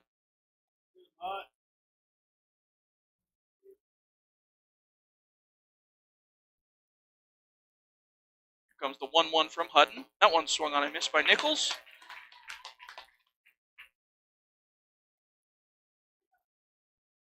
Good pitch there by Hutton, high and outside. Looked a lot better than it was going to play if Nichols was able to put that in play. Here comes the 1-2. Good curveball. It's going to be grounded right to Anthony Carlson at second. He's going to flip it over to Cale Hamrick at second for the force out. So the Troopers get out of it, but not before letting 4 cross. And now the Oilers lead 7-3. We'll be back with more Trooper baseball here in the bottom half of the 6th on 1410 AM, 106.9 FM, KWYO. Mobile banking is a terrific service with numerous features, and Sheridan Community Federal Credit Union has it. With the Sheridan Community Federal Credit Union mobile banking app, use your smartphone for remote deposit, transferring money, paying bills, making loan payments, and more. Take a picture of a check and deposit it into your account. Mobile banking is fantastic at Sheridan Community Federal Credit Union, 141 South Gould, member NCUA, equal housing lender. Hi, this is Jill Bates with the Best Team. Looking for a new home? This new build by Sunrise Homes Construction is a must-see. This 4-bedroom, 2.5 bath with over 900 square feet, 3-car garage in Cloud Peak subdivision by Highland Park School could be your next home. Call today and Colton, Logan, or I will be glad to give you a private tour. The address is easy, 2345. Yep, that's it. I said 2345 Pheasant Draw Road. Call 675-BEST or go online at bestwy.net for all your real estate needs. Make it a great day. Proudly brokered by EXP. This is Dr. Michelle Meehan, and you're listening to Sheridan Media Sports. Welcome back to Trooper Baseball. And the Troopers led across 4 runs in the top half of the 6th, now down 7-3. And we're going to see Avon Barney up to the plate. I said earlier that Tyler Hutton was the only lefty. That was incorrect. Avon Barney also a lefty at the plate. Excuse me for that. Barney so far today walked back in the 2nd, struck out looking in the 3rd. Here comes the first pitch he sees in his 3rd at bat, outside for ball 1. Evan Barney, the right fielder for the Troopers today, he's had a lot of work out there. Here comes the 1-0. That one high and outside for ball 2.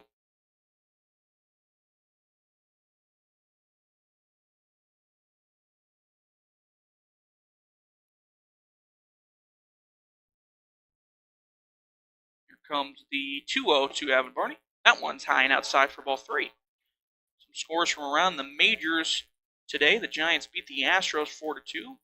Giants pushed all 4 of their runs across in the back half of the game, 6th inning and beyond. 3-0 to Barney is in there for strike 1 on the outside corner. Tigers beat the Mets today 8-1 off 12 hits, pulling the Mets to 5. Here comes the 3-1. That one's in there for strike 2 to Avon Barney. So a 3-2 count. Started off 3-0, battled back to 3-2. Thomas Stokes still on the bump for the Oilers. Here comes the payoff pitch. That one fouled back right into the screen. So we'll say 3-2. Rays and the Pirates. Pirates, surprising a lot of people in the NL Central, leading the NL Central 20-11 so far to start off the season through 1 month of the regular season. The Rays won today 8-1. Here comes the 3-2 to Barney. That one swung on and missed. A little bit too high for him to be able to catch that one. and do anything with it. Strike 3 on Avon Barney. Dyson Murner up to the plate now. First baseman. He struck out looking back in the second. Singled, but they got stuck into a double play in the fourth. Here comes his first pitch in his third plate appearance. That one's outside for ball 1.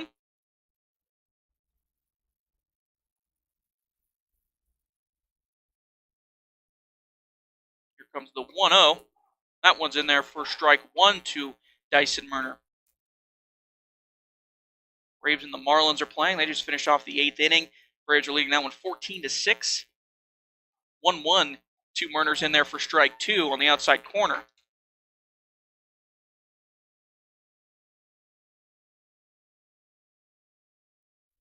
One-two count to Murner. Here comes the pitch. That one's a little bit low for ball 2. Stokes wanted that one.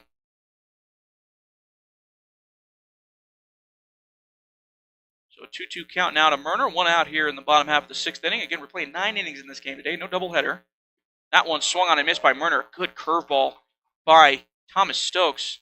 It's been a nasty pitch all game for them. Or for him, excuse me. That is strike 3 to Murner. 2 strikeouts here to start the bottom half of the 6th inning for the Troopers. Bring up Troy Waugh, the catcher for the Troopers. Waugh got an RBI ground out back in the 2nd. And then he grounded out to, sack bunted back in the 4th. First pitch he sees in his 3rd at bat is a strike.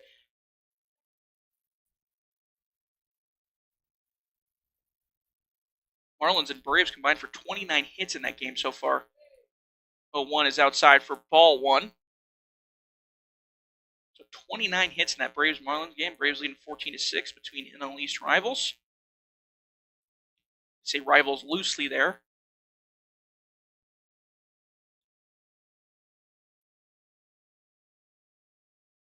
Here comes the 1-1. That one's in there for strike 2 to Troy Waugh in the inside corner.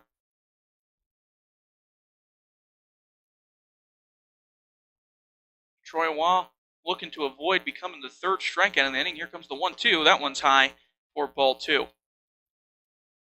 Yankees and the Guardians are playing in New York. That one is tied 2-2 in the bottom half of the 8th. Here comes the 2-2 from Stokes. Curveball that's hit well, but right at the second baseman. Second baseman fields it cleanly and throws it over to first for out number 3. So, Troopers go down 1-2-3 in the bottom half of the 6th. We'll be back with the top half of the 7th here on 1410 AM, 106.9 FM, KWYO. Wyoming Corporate Office is the trusted business choice behind thousands of businesses. Whether it's business formation, payroll, corporate paperwork, mail scanning service, or small business phone service, Wyoming Corporate Office powers over 100,000 businesses worldwide and locally. This makes Wyoming Corporate Office the state's largest business-to-business service provider, located right here in Sheridan, Wyoming. If you're drowning in corporate paperwork looking for someone with an unmatched experience that cares and wants to be your partner in making your business successful, trust that Wyoming Corporate Office can help you focus on what makes your business tick. Learn more today by visiting WyomingCorporateOffice.com. Did you know Sheridan Motors is Sheridan's only locally owned and operated new vehicle dealership? That means when we thrive, Sheridan directly benefits. We're proud to support our hometown through sponsorships, good deeds, and excellent full-time jobs with benefits. Stop by your locally owned and operated Sheridan Motors to check out our incredible selection and find out what's coming soon. We know you have a choice when it comes to shopping for new and used cars, servicing your vehicle, and purchasing tires. On behalf of Sheridan Motors' entire team, thank you for your business. Need screen printed and embroidered items? Well, whatever you need, Kilpatrick Creations is the go-to local company for these types of items. If it's screen... This is Dr. Dana Leroy with Leroy Family Dental, and you're listening to Sheridan Media Sports. Trooper head coach Austin Howen earlier today said that they were going to use everybody in terms of pitching, and he was not kidding. This is our 5th pitcher of the day for the Troopers that we're going to see. It is Tyler Reeson on the mound now, getting warmed up. I'm not even going to attempt to figure out who is in where, in what position. I think Hutton is back out in center field. Looks like Riley Green, I think, is back in left, so maybe everybody went back to their position. That would be nice, so I don't have to scribble all over the scorebook. That's what we'll say for now. If that changes, we shall see. But for right now, Tyler Reeson on the bump now, the 5th pitcher for the Troopers today. He'll look to put up a 0 on the scoreboard here in the top half of the 7th. First pitch that is thrown to Eric Whitley, top half of the order for the Oilers, as a ball gets to the backstop for ball 1. Whitley so far today has come to the plate 4 times. He doubled back in the first, popped out to the first baseman in the second, flew out to the center fielder in the third, and walked in the 6th. The 1-0 is driven to right field, but foul. No play needed by Barney.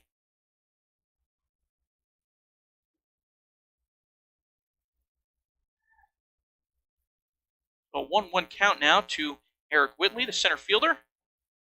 That one is in there for a strike. Good pitch there by Tyler Reeson. Good curveball. Make it 1-2. Troopers will be back on Sunday here at home.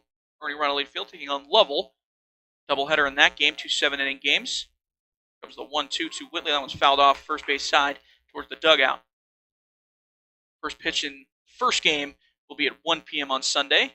So stay tuned for that on SheridanMedia.com as well as 1410 AM, 106.9 FM KWYO. Here comes the 1-2. That looked like a pretty good pitch, but it is called a ball on the outside for ball 2.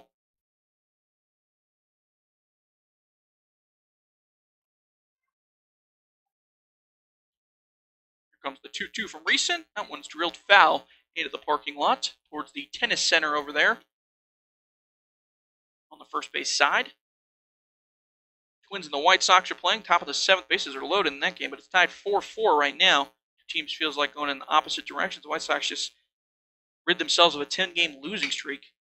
Whitley grounds one to the shortstop. Cale Hamrick, he gets up and ready to throw and gets the out at first. That's not Hamrick over there at short anymore. That's a new guy. That's Tanner Hamrick. One Hamrick for the other. Ground out 6-3 by Eric Whitley. First out of the inning. That's going to bring up Caden Wilcox, the second baseman for the Casper Oilers. First pitch he sees from Reeson. Ball in the dirt for ball 1.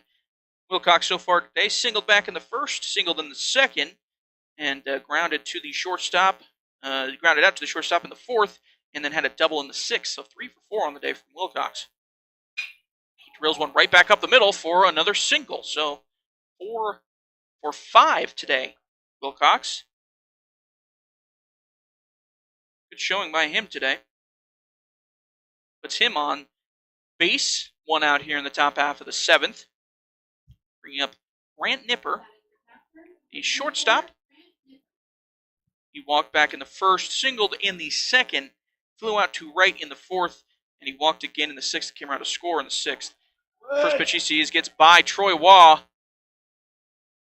Might not be Waugh anymore. I think we might have a sub there as well. We do. That was 22. Even Barney now behind the plate, actually. So he is catching now. Troopers still trying to find a second catcher because they do not have one officially. Second pitch in the at-bat for Grant Nipper is over for a strike, so 1-1 count. Caden Wilcox moved up to second on the wild pitch. So now a runner on second. 1-1, just a bit outside from Reeson for ball 2.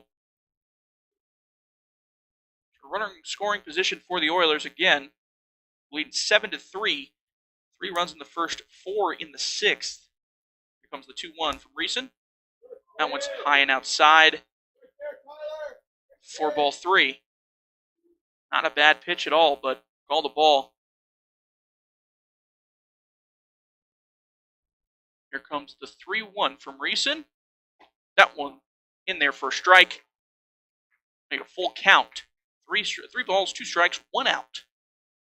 Top half of the 7th. Runner on second.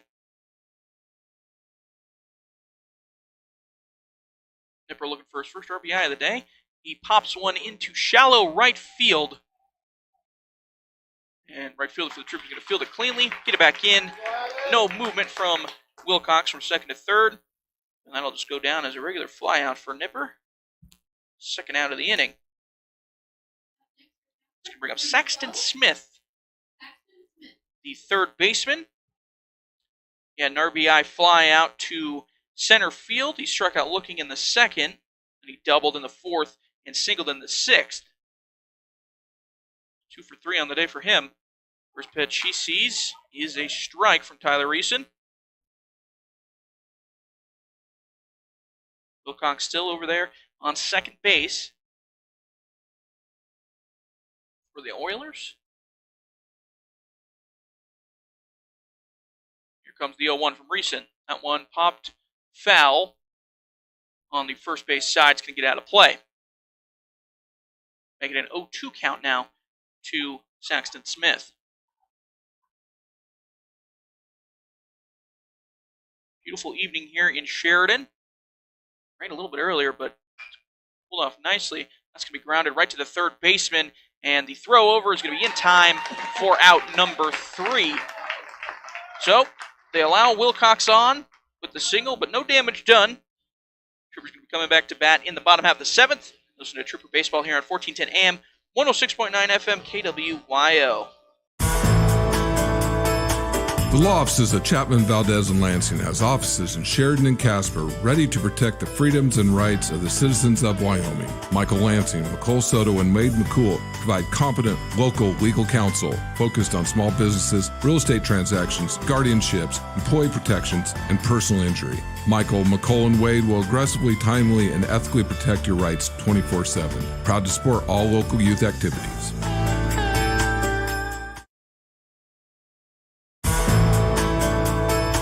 The law offices of Chapman, Valdez, and Lansing has offices in Sheridan and Casper ready to protect the freedoms and rights of the citizens of Wyoming. Michael Lansing, McCole Soto, and Wade McCool provide competent local legal counsel focused on small businesses, real estate transactions, guardianships, employee protections, and personal injury. Michael, McCole, and Wade will aggressively, timely, and ethically protect your rights 24/7. Proud to support all local youth activities. Hello, this is Benton Johnson with Sheridan Motor, and you're listening to Sheridan Media Sports.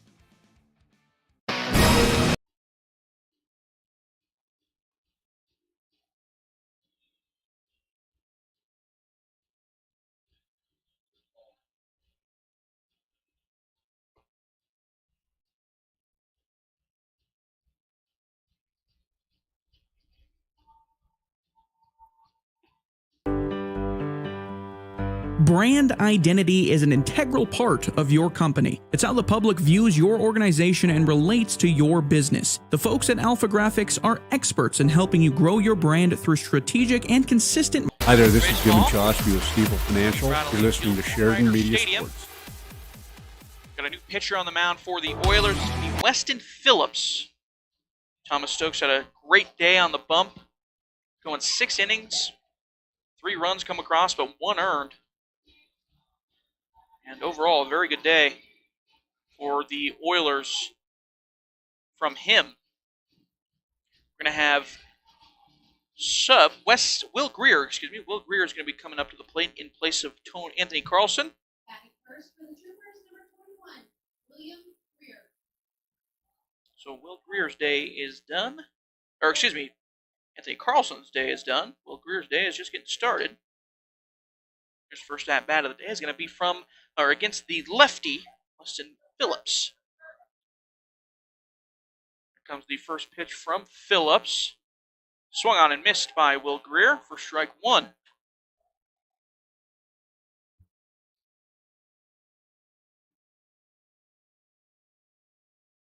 Here comes the 0-1 from Weston Phillips. Good curveball there. Breaks over the plate for strike 2. Greer did not like that one, but makes it a 0-2 count nonetheless.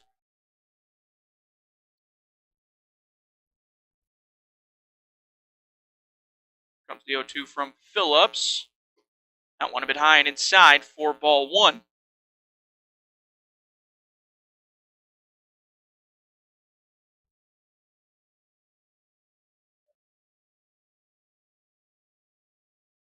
Here comes the 1-2 from Phillips. That was a curveball, but fouled off. Hit well. Liner right to the right side. Out of play. So we'll keep it a 1-2 count for the new 9-hole hitter, Will Greer. 9-1-2 coming up for the Troopers. See some changes, though, from the lineup, obviously. Here comes the 1-2. That one flowing inside for ball 2. Bottom 7 here. Casper leading 7-3. Again, we're playing 9. Basically 2.5 innings to go here. Here comes the 2-2 to Greer. That one's hit well, but right to the shortstop. Shortstop bobbles it a little bit. Greer running hard, but throw is in time. Good recovery there by the shortstop for the Oilers. For out number 1. Grant Nipper out there. Bobbled it a little bit, but recovered and made the play for out number 1. Tyler Hutton going to be coming to the plate now.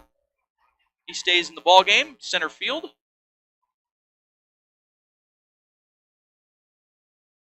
First pitch to him. That one's outside for ball 1. Hutton so far today walked in the first, rounded out to the second baseman in the third, and was on the bunter, if you will, on an inning-ending double play in the fourth. Comes the 1-0 to him. Outside for ball 2. Hutton tried to lay down a bunt back in the fourth that was popped up, caught by the catcher, and Dyson Renner was caught in no man's land and thrown out at second for an inning-ending double play. Here comes the 2-0. That one's outside for ball 3. Good at bat so far by Hutton, not chasing anything. Not an easy matchup for lefty. You don't see a lot of lefty-lefty matchups in American Legion, and that can be tough for pitchers sometimes for the first time seeing that. Here comes the 3-0. That one's in there for strike. You see a lot more with the righties, obviously, because you see a lot more right-handed hitters. Lefty-lefty matchup, not something you see very common in American Legion. Here comes the 3-1 from Phillips. That one going to be inside for ball 4. They get a base runner. The Troopers get a base runner there with the walk from Tyler Hutton. It's going to bring up Tanner Hamrick. He's subbing for his brother, Cale Hamrick. He was playing short last inning as well, shortstop. Tanner Hamrick, the younger brother of Cale Hamrick.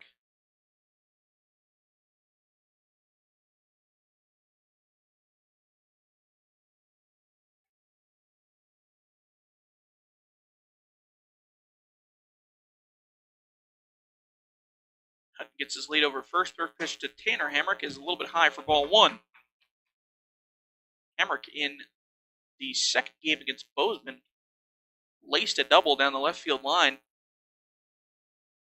That brought the Troopers back a little bit into closing distance between the Bozeman and Bucks. Here comes the 1-0. Here, that one's in there for strike 1 on the inside corner. 1 ball, 1 strike, 1 out here in the bottom half of the 7th. Runner on first after the walk. Oilers leading 7-3. Troopers had a run in the second. 2 runs come across in the third. And the 1-1, a curveball that breaks into the zone for 1-2 count now. See more guys go out to the bullpen for the Oilers. Might see some more relief pitchers come in place of Phillips a little bit later on. Here comes the 1-2. That's going to be a pickoff move. Very nearly gets Hutton. Hutton was leaning towards second base. But Hutton gets back in time. Very close play, but Hutton's there. Stays on first base. Here comes the 1-2 to Tanner Hamrick.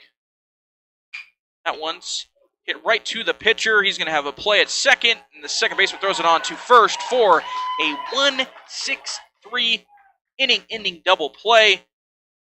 We're going to head to the top half of the 8th. You're listening to Trooper Baseball on 1410 AM, 106.9 FM, KWYO. Now the Cowboy State, schools are back in session, and YDOT would like to remind drivers to do their part to make the roads safer. Know where your school zones are in your area and slow down whenever you're nearby. Don't be distracted while driving. This includes talking on the phone and texting. Watch for buses, vans, and cars that are loading or unloading children, and never pass a school bus that has its stop sign arm extended and red lights flashing. Let's work together to make this school year a safe one. This message paid for by YDOT. Does your outfit need refueled? Roll on into Farmers Co-op. Their large parking lot and easy access pumps make fueling up a breeze. Feeling a little hungry? While you're there, pick up a little something from the Country Store Deli. Perhaps a Polish sandwich, chicken wings, or taquitos. Top it off with chips and a cold drink, and you're good to go. Farmers Co-op, open Mondays through Fridays from 5 a.m. to 6 p.m., weekends 6 a.m. to 10. For your convenience at 1450 Coffeen Avenue in Sheridan. You grunt and groan every time you...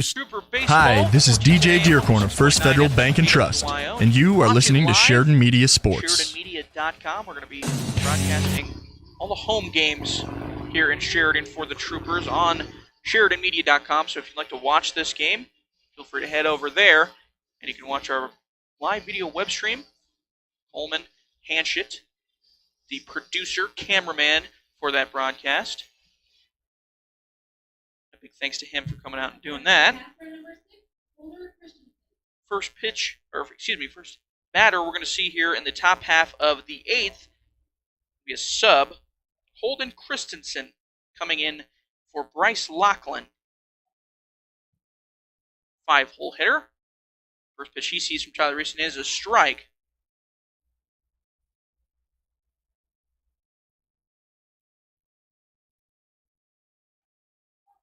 That one's over for a strike as well. Quick 0-2 count to the new hitter, Holden Christensen. For the Oilers, new 5-hole hitter. He fouls that one off, stays alive. Keep it an 0-2 count.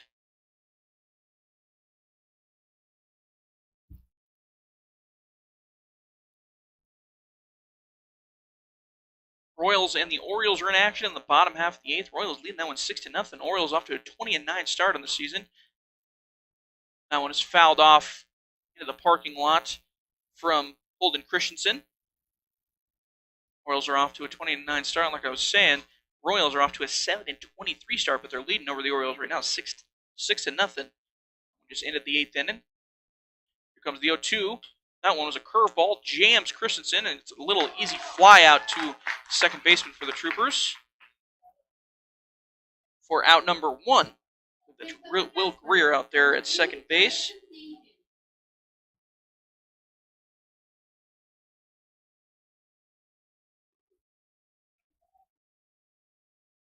It's going to bring up Tyson Namkin. That one's low and outside.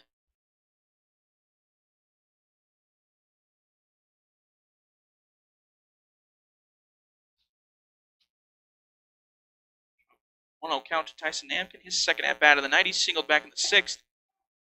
He watches strike 1 there. He's singled back in the 6th, coming in relief of Sawyer Nielsen, DH.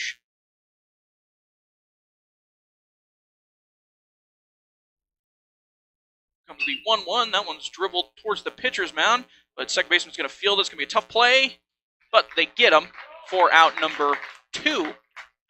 Little dribbler right past the mound.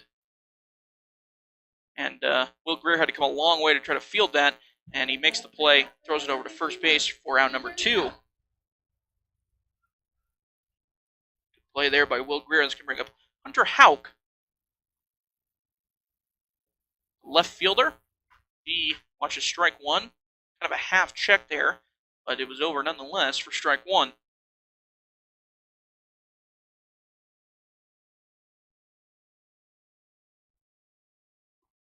Next pitch from Reeson in there for strike 2, a swinging strike by Hunter Houck. So a quick 0-2 count to Hunter Houck. Here comes the 0-2. That one fouled off on the first base side. It's going to get out of play. Fouled off a curveball there, it looked like, or an off-speed pitch of some kind. Remains 0-2, 2 outs here in the top half of the 8th. Here comes the 0-2. That one swung on, dribbled right at the catcher's feet. It's going to be foul, though. Goes all the way to the backstop. Angels and Cardinals are in action. Cardinals are leading that one 4-3. Cardinals are 10-20 on the season. Maybe a little bit surprising there. Here comes the 0-2. That one swung off and fouled back into the backstop as well. Keep it 0-2. Cardinals-Angels game is in the 6th, heading into the bottom half of the 6th. Rockies and the Brewers are playing. Bottom half of the 4th still tied 0-0.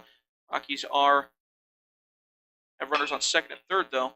That one's grounded to shortstop. Tanner Hammer comes up with it cleanly, throws over to first for out number 3. So a clean inning there by Tyler Reeson on the bump. 1-2-3 go the Oilers. We'll be back with the bottom half of the 8th on 1410 AM, 106.9 FM, KWYO.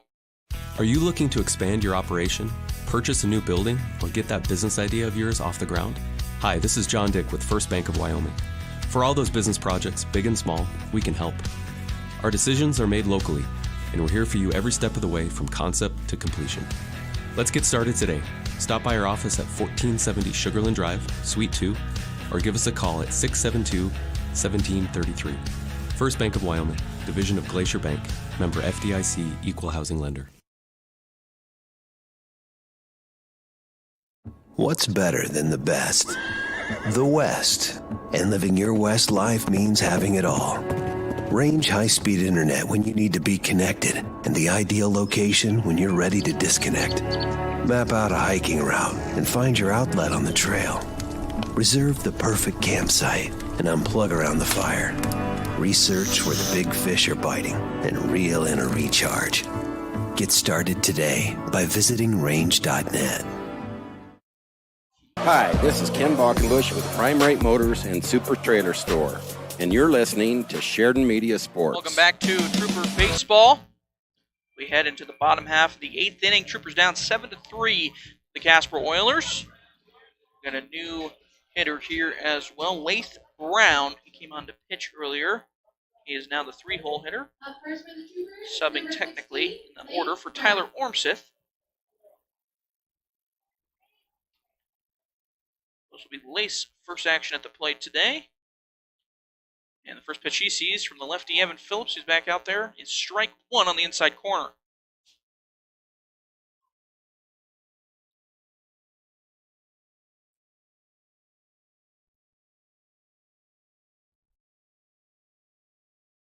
Here comes the 0-1. That one's high and outside to Brown from Phillips. Said the Rockies were in striking distance to get the Brewers. They had runners on second and third. That one's in the 4th inning. And Elias Diaz just singled on a line drive to right field to make it 1-0 Rockies. Here comes the 1-1. That one's in there for strike 2 to Lath Brown. You can listen to that Rockies game over on Smart Talk 106.3 FM.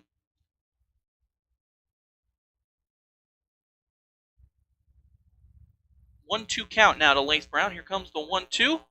That one swung on, hit into right field, but the right fielder played it perfectly, and he is under it for out number 1.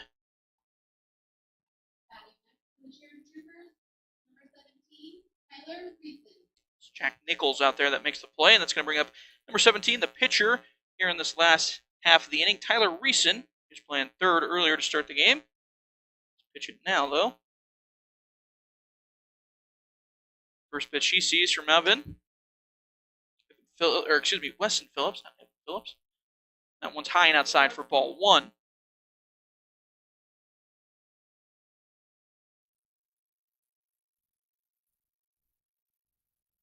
comes the 1-0 to Reeson. That one's high and outside for ball 2. So 2-0 count to Reeson. Hitters count all the way. 1 out here in the bottom half of the 8th. Oilers leading 7-3. Here comes the 2-0. That one's inside for ball 3. Reeson so far today grounded out to the second baseman in the first, walked and came around to score in the third, and walked in the 5th. And he watches strike 1 there on the 3-0 count on the outside corner.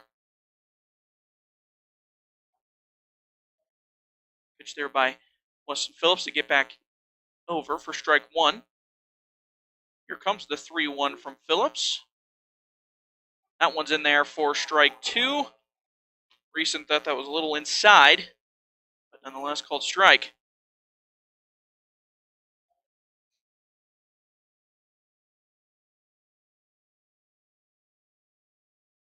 Here comes the 3-2.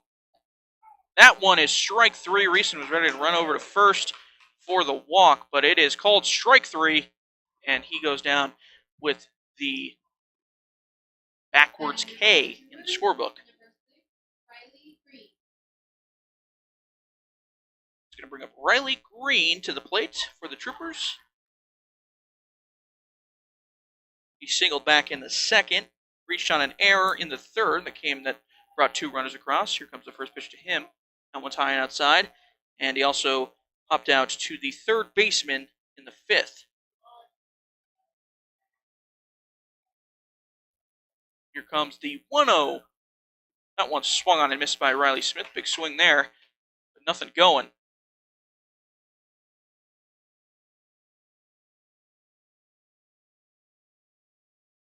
1-1 count. Now to Riley Smith. Here comes the 1-1. That one's hit well right to the third baseman. Third baseman snags it. Good play by the third baseman. He throws across and in time for out number 3. That was, get a name here, Saxton Smith over there at third. Wrangles the hard hit ball at third base. Throws over to first for the out. So we're going to head to the top half of the third. You're listening to Trooper Baseball, 1410 AM, 106.9 FM, KWYO. Your business deserves a strong partner. First Federal Bank and Trust provides cash management services to help your business collect, disperse, and manage funds. Whether you need merchant services or positive pay fraud protection, our team will find the tools that best support your business. Contact a cash management officer today by visiting efirstfederal.bank. First Federal Bank and Trust is your partner in success. Member FDIC.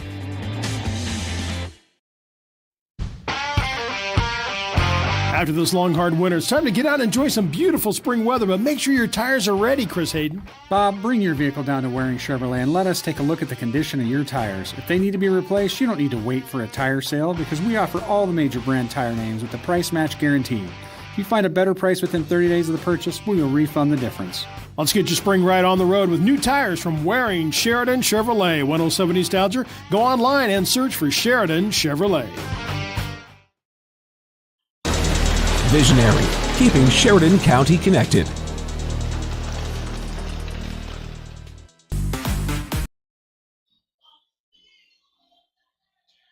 Welcome back to Trooper Baseball. Got a new pitcher on the mound for the Troopers here in the top half of the 9th inning. It's be number 23, Avin Barney, on the bump for the Troopers. Trying to keep everything in check here. 7-3, the Oilers lead. He's still warming up. He just called for 2, so 2 more pitches here in the warm-up. We're going to see 8-9-1 for the Casper Oilers come up to the plate. Trick Barons to lead us off. Jack Nichols, I believe, is still out there in right. That'll be Eric Whitley, the leadoff man.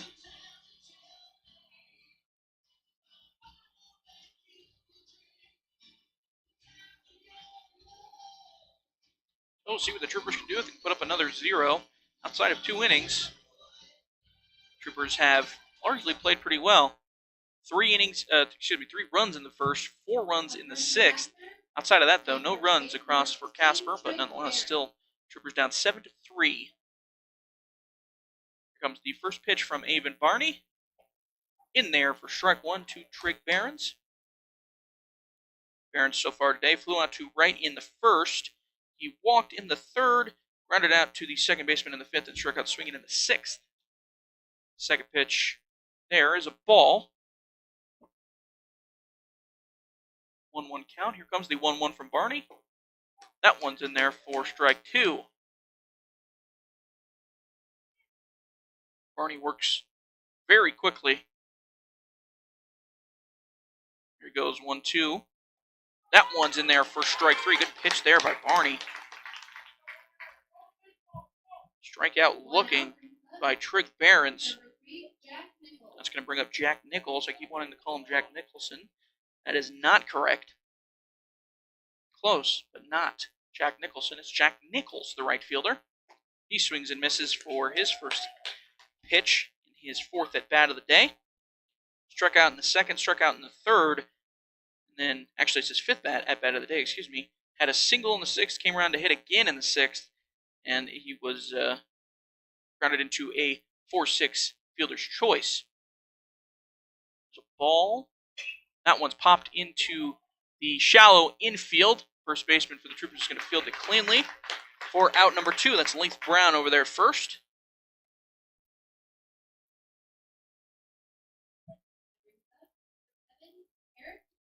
I'll bring up Eric Whitley, the center fielder. He had a double in the first, popped out to the first baseman in the second, flew out to center in the third, and he pops one up here, and it is fielded cleanly for out number 3 by Will Greer at second base. So a quick pop out there to Eric Whitley, and that's going to end the top half of the ninth. We're going to head to the bottom half of the ninth, the last chance for the Troopers. Listening to 1410 AM, 106.9 FM, KWYO. Can you believe that hearing loss affects more than 36 million Americans? Hi, this is Elizabeth with EBA Hearing. Did you know that more than half of all hearing impaired persons are younger than 65? And with the increased abuse of headphones and earbuds, the number of young people with hearing loss is growing. Also, leaving hearing loss untreated may negatively impact your cognitive health. In the spirit of Better Hearing Month, we're offering free hearing tests and consultations. For your hearing wellness, call EBA Hearing today, 674-8920. That's 674-8920. Your kids are grown and out of the house, but now your aging parents are needing some help. Does this sound familiar? Hi, this is Mandolin Meyer with Hospital Pharmacy West.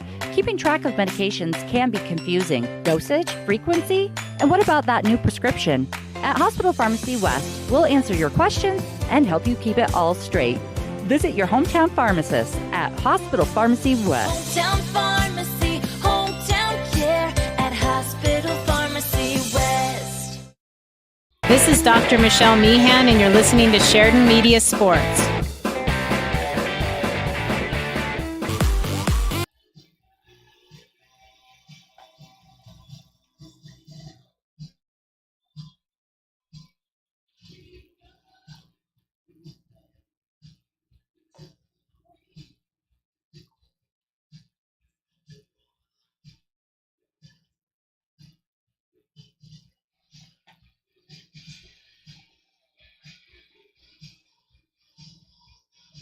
Welcome back to Trooper Baseball. Bottom 9 here. The last chance for the Troopers, down 4, 7-3. The Oilers lead. We got a new pitcher on the bump for the Oilers.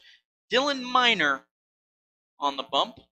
Not an official save per se. Down 4 runs. Or up 4 runs, excuse me. Troopers get a couple of crowns, then it will officially count as a save. But as of right now, no save opportunity for Dylan Miner. Avon Barney going to come to the plate for the Troopers to start off the inning. 6-7-8 for the Troopers. Avon first up. First pitch he sees outside for ball 1. Avon Barney so far today. With this pitch. High and outside for ball 2. Avon Barney so far today walked back in the second, struck out looking in the third, struck out swinging in the 6th. Here comes the 2-0. That one's outside for ball 3.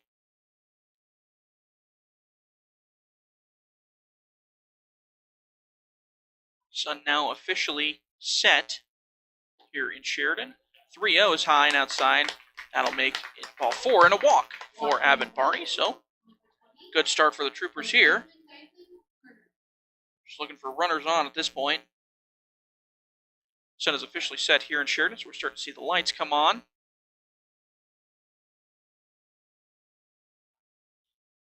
Dyson Murner to the plate now after the walk from Barney. First pitch he sees in there for strike 1. Murner so far today struck out looking in the second, had a single in the 4th, and struck out swinging in the 6th. Comes the 0-1 from Miner. That one's in the dirt, gets away from the catcher. That's going to allow Barney to move up to second base on the pass ball. Now no force in play. Barney in scoring position now. With a 1-1 count to Dyson Murner. No outs yet here in the bottom half of the 9th. Comes the 1-1. That one's drilled right to the shortstop. And the shortstop catches it on a line. And that leaves Barney in no man's land. and Barney is thrown out at second base for the double play. We've seen too many of those today for the Troopers. Too many of those overall for the Troopers so far this season. And they're still young. They'll get it down. And Coach Austin Cowan is not going to let those slide the later we get into the season. First pitch to Troy Waugh. Excuse me, not Troy Waugh anymore. We've got a new hitter in there for him. Is a ball. Got a name here in just a second. 22. I believe that is Lane Phillips, if I'm not mistaken. Comes the 2-0 to Phillips. That one's outside. Ball 3. 3 straight balls to Blaine Phillips. 3-0 count to him now. 2 outs here now in the bottom half of the ninth after the double play. That one's outside. Ball 4. So 4-pitch walk to Blaine Phillips.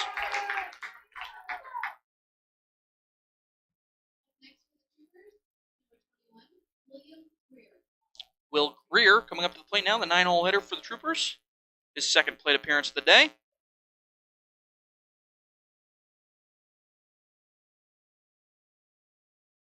Comes the first pitch to him, to Will Greer. That gets in the dirt, but a good block there by the catcher, keeping in front of him.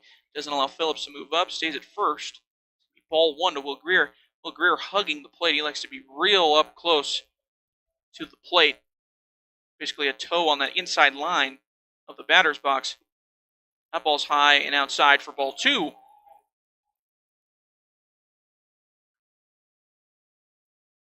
So the Troopers could have runners on first and second here, but they only got a runner on first after the line-out double play. The 2-0, that one's in the dirt as well. A nice block again by the catcher for the Oilers. I believe that's Holden Christensen back there. Here comes the 3-0 now to Will Greer. That one's in there for strike 1. Good get-over pitch there by Will Greer. Or, excuse me, by Dyson Minor. Will Greer the batter. Here comes the 3-1. That one's outside for ball 4. So now runners on first and second. Troopers down 7-3 at the bottom of the ninth. Something cooking here for the Troopers. Tyler Hutton's going to come to the plate.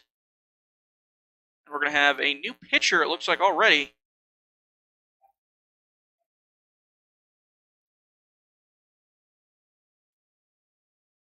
Grant Nipper, it looks like, coming in from shortstop to come in and pitch. So we'll take a quick break as he warms up. Listening to 1410 AM, 106.9 FM, KWYO. Are you ready to begin your college journey but aren't sure where to start? At Sheridan College and Sheridan College in Johnson County, we are here to help guide you through every step of the way. Stop by anytime Monday through Friday during business hours to meet with an enrollment expert and get your questions answered. With over 50 programs of study, we truly have something for everyone. For a complete list of degree programs available, go to sheridan.edu. Apply today. Registration is open for the summer and fall semesters. Sheridan College, begin your journey.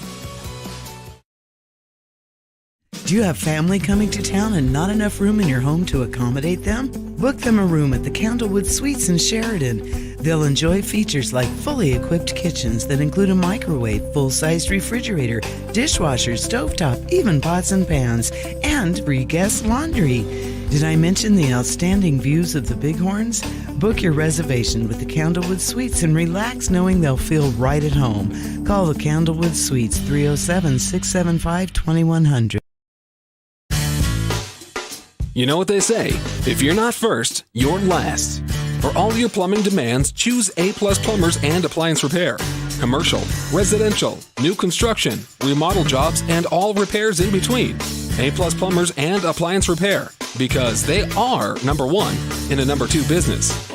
This is Dr. Dana Leroy with Leroy Family Dental, and you're listening to Sheridan Media Sports.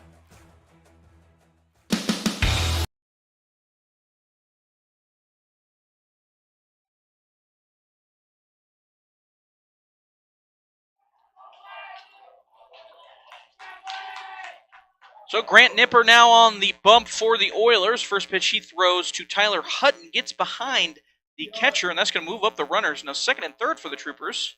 Tyler Hutton up to the plate, the center fielder for the Troopers. He's kind of moved around a lot today, but primarily center fielder. So a 1-0 count, a quick 1-0 count to Tyler Hutton. Here comes the 1-0 from Nipper. That one's in there for strike one on the inside corner to the lefty Tyler Hutton. No runners on second and third. 2 outs here in the bottom half of the ninth. Troopers down 7-3. Here comes the 1-1. That one's in the dirt as well. Make it ball 2. Good stop there by Holden Christensen. Keep that in front of him. That gets by, and that's probably scoring a run. So now 2-1 to Hutton. Nipper ready to go. Comes set. Here comes the 2-1. That one swung on and missed by Hutton. Make it 2-2.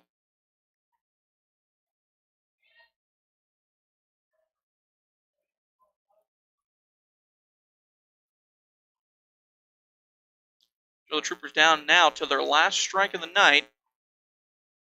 2-2 count to Hutton. Here it comes. That's a curveball. Got away from him a little bit. Inside on Hutton. So a 3-2 count now to Tyler Hutton. Runners on second and third. They're not going to go anywhere on this 3-2 pitch. Force, obviously. Here comes the 3-2, the payoff pitch. That one's bounced right to... Nope, they're going to call it foul off the leg of Hutton. Thought it was a little weak hit ground ball to Grant Nipper on the mound, but it was off of Hutton's leg, so it goes as a foul ball. So it'll remain 3-2 to Tyler Hutton. Troopers still down to their last strike. Here it comes from Nipper. Curveball that goes high for ball 4. So now something interesting for the Troopers. Bases loaded. Tanner Hamrick coming to the plate in place of his brother, Cal Hamrick.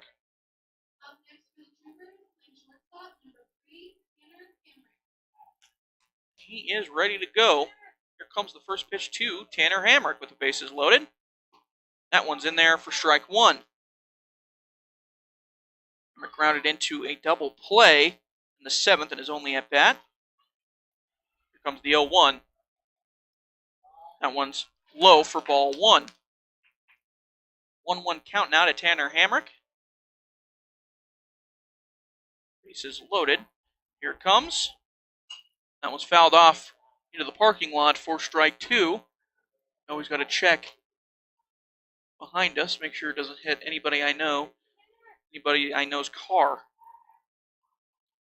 Here comes the 1-2 to Tanner Hamrick. Curveball freezes him. Great pitch by Grant Nipper, and that is going to end the ball game for the Troopers. They fall 7-3. The Oilers get 3 across in the top half of the first, 4 across in the top half of the 6th. The Troopers push 1 across in the second and 2 across in the third, and that is how the scoring ends. 7-3 for the Troopers. We'll be back with a game between the Troopers and Lovell on Sunday. It'll be a doubleheader. It won't be a 9-inning game like today. It'll be 2 7-inning games, so make sure you stay tuned for that. That's going to be 1 p.m., the first pitch of the first game.